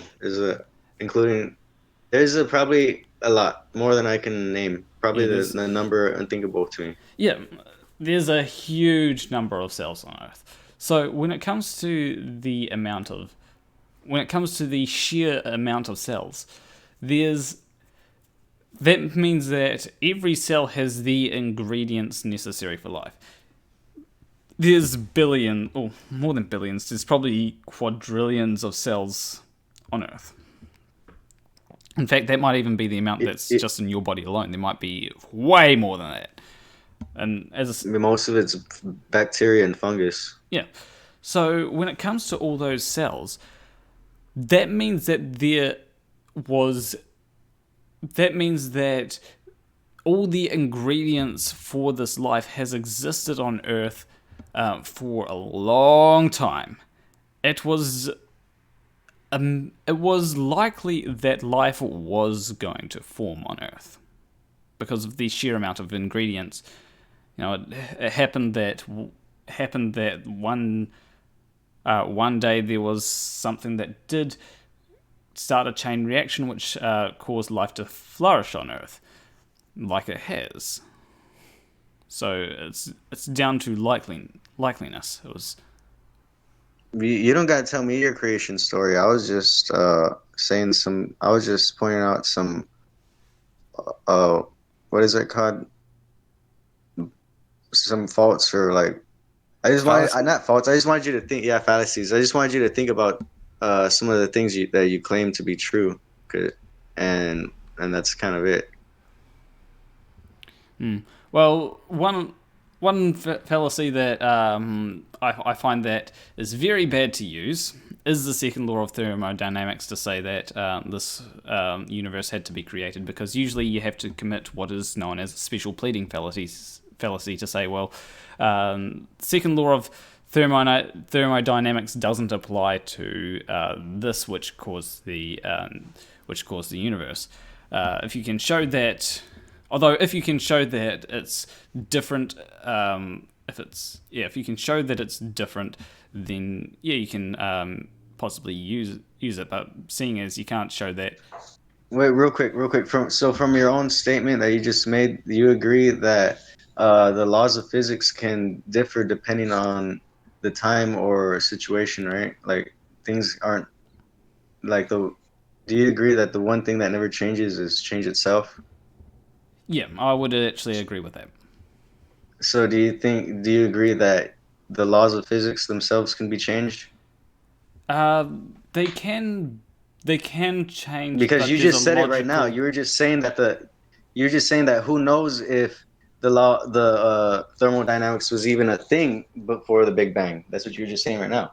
Yeah, like we don't know. It could be that. Yeah, so I'm going based off of your, because I want to have a constructive conversation here. Like, there's a difference from a destructive and a constructive conversation, and I think a destructive one is where you're just kind of pointing out all the faults, and I literally want to talk about why is this like this, who is saying this, and what is it. Like, look at the evidence for what it is, not for what people have been saying it is. And right now I'm hearing you give a lot of examples, like literally of what is mainly widely known as to be a fact. I mean, I know those things are true.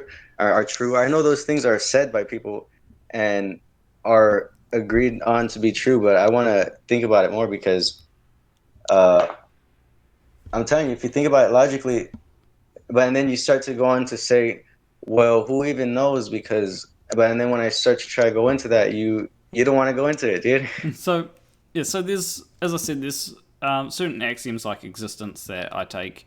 I accept that the universe exists. Now, when I want to find out what's actually happening on this in this universe, it is a very bad idea to say that.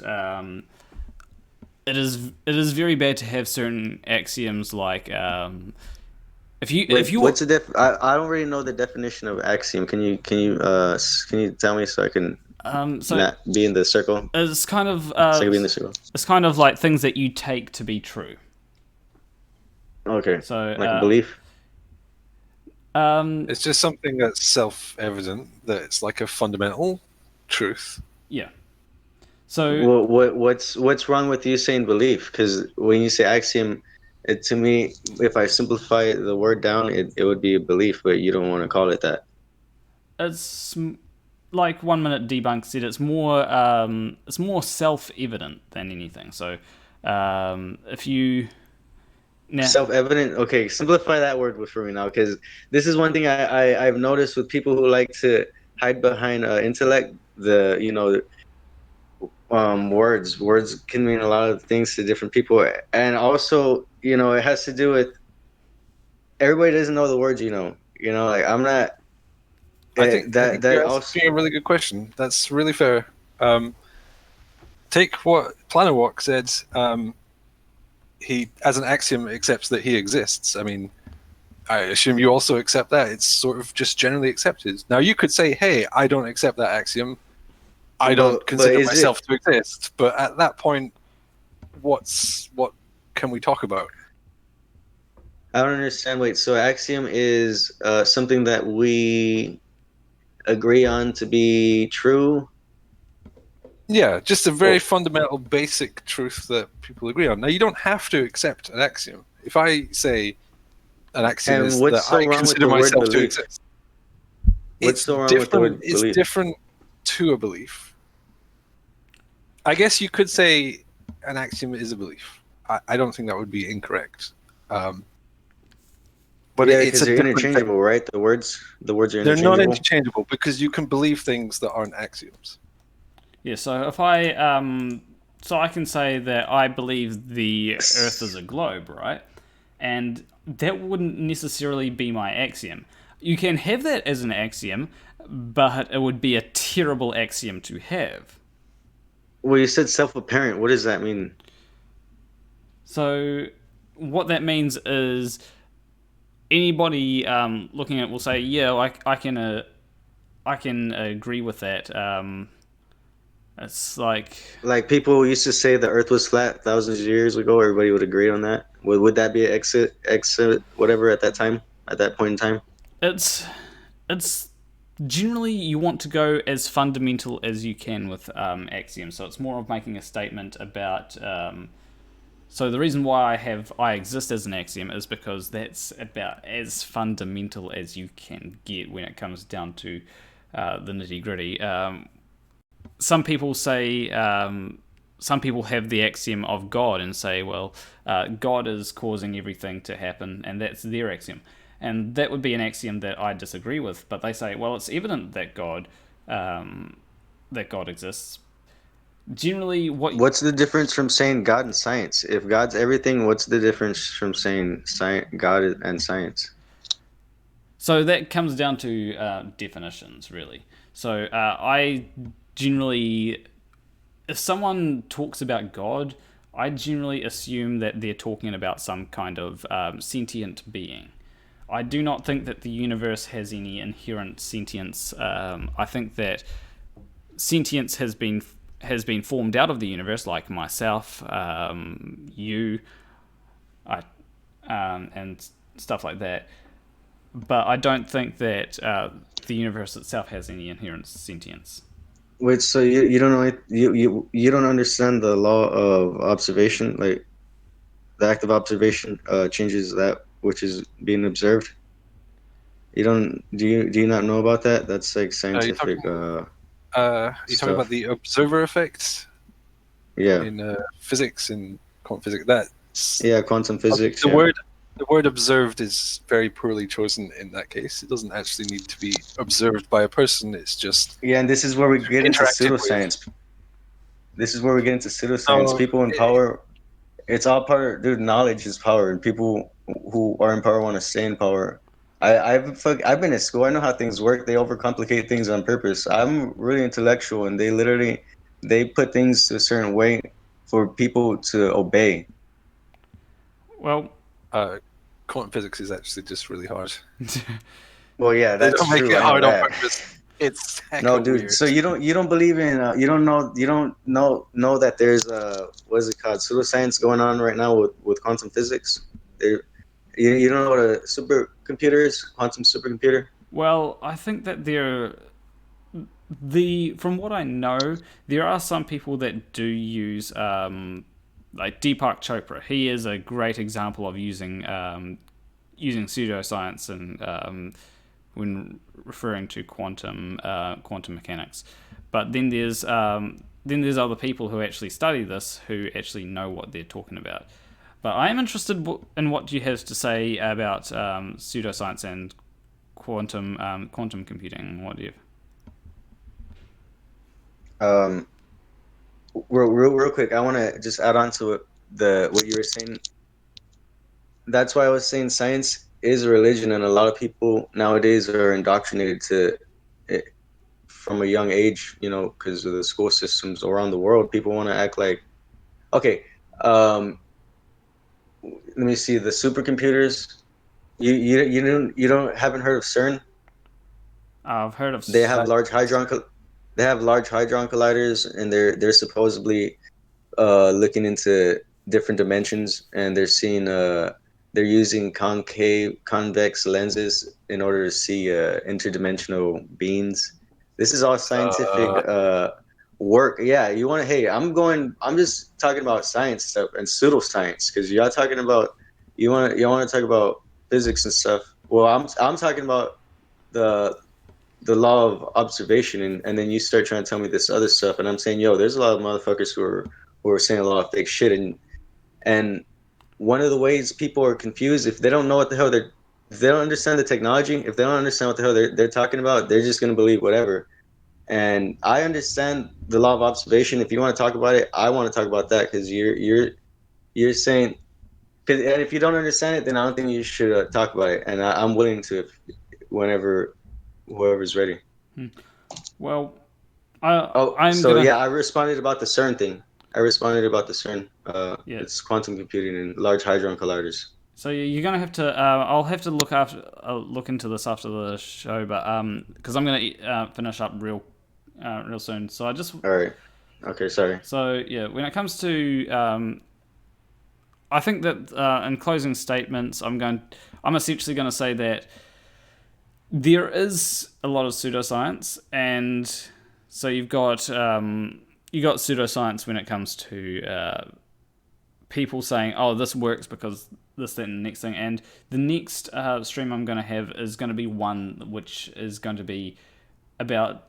I don't think it's going to be so much about pseudoscience, but it's going to be more about misconceptions to do with AI, which people seem to have. Well, it's not going to be my next stream. It's going to be my next open debate, which anyone will be able to come on and join, and you will hopefully have some good conversations. I'm on the side that AI can be dangerous, but it's not dangerous for the reasons that people think it is.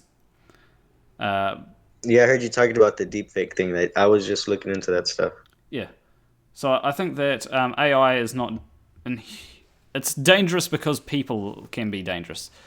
So, yeah, sometimes deciding whether something will be... whether something is good or not, there is a lot of pseudoscience. Like when it comes to GMOs have been demonized unfairly. Yes, there are concerns about GMOs to have, but the concerns have been blown way out of proportion. There's concerns about like certain types of geoengineering, but again, those concerns have been blown way out of proportion. And by saying, oh, we should be concerned about this, and then throwing a whole lot of things like, GMOs are frankenfoods, they're gonna eat your face off, and he dropped out, but by saying that something like GMOs are frankenfoods, they're going to eat your face off, that stifles debate about what the actual concerns are. So I think that's a good way to end the show. And before we go, though, Yep. Tokyo Evo donated 20 DKK. I don't know what that is. I think it might be Danish kroners or something. Yes. But he said, an ant, how do you prove globe to a flurf? And that is a good question, because at this point, I could try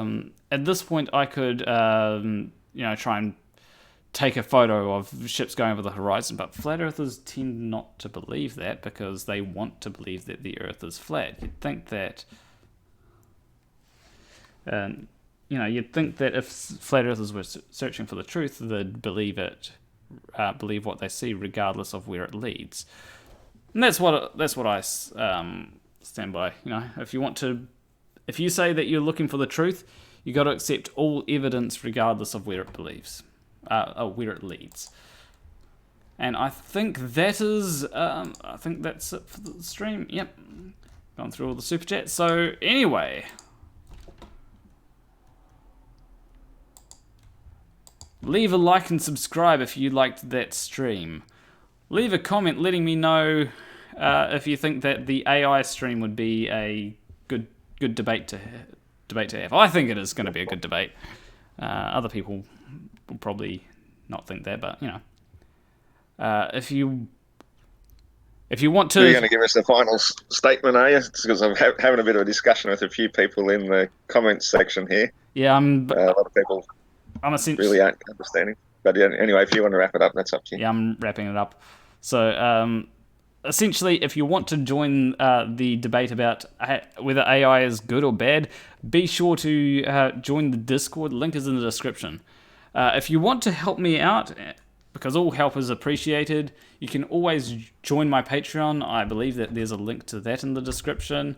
And hopefully we can get to a point where I can start going out and making decent observations whenever I want. So, that should be good. But anyway, I will see you in the next stream. Between you and me, thank you for watching.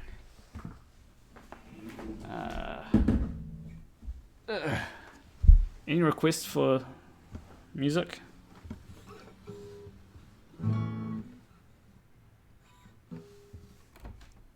It's always the hard part, trying to work out what band. Oh, and John Rapp says donated $5 saying thank you, Planarwalk and panel. So someone says Metallica. Anthony Sawyer. I don't know much Metallica.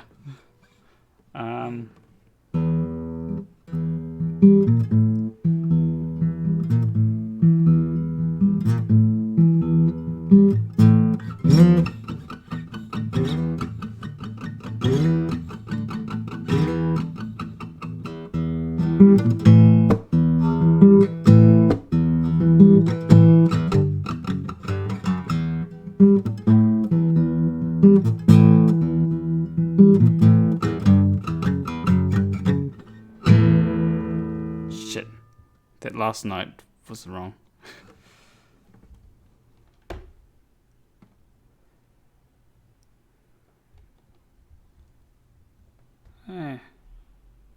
Anywho, bye-bye.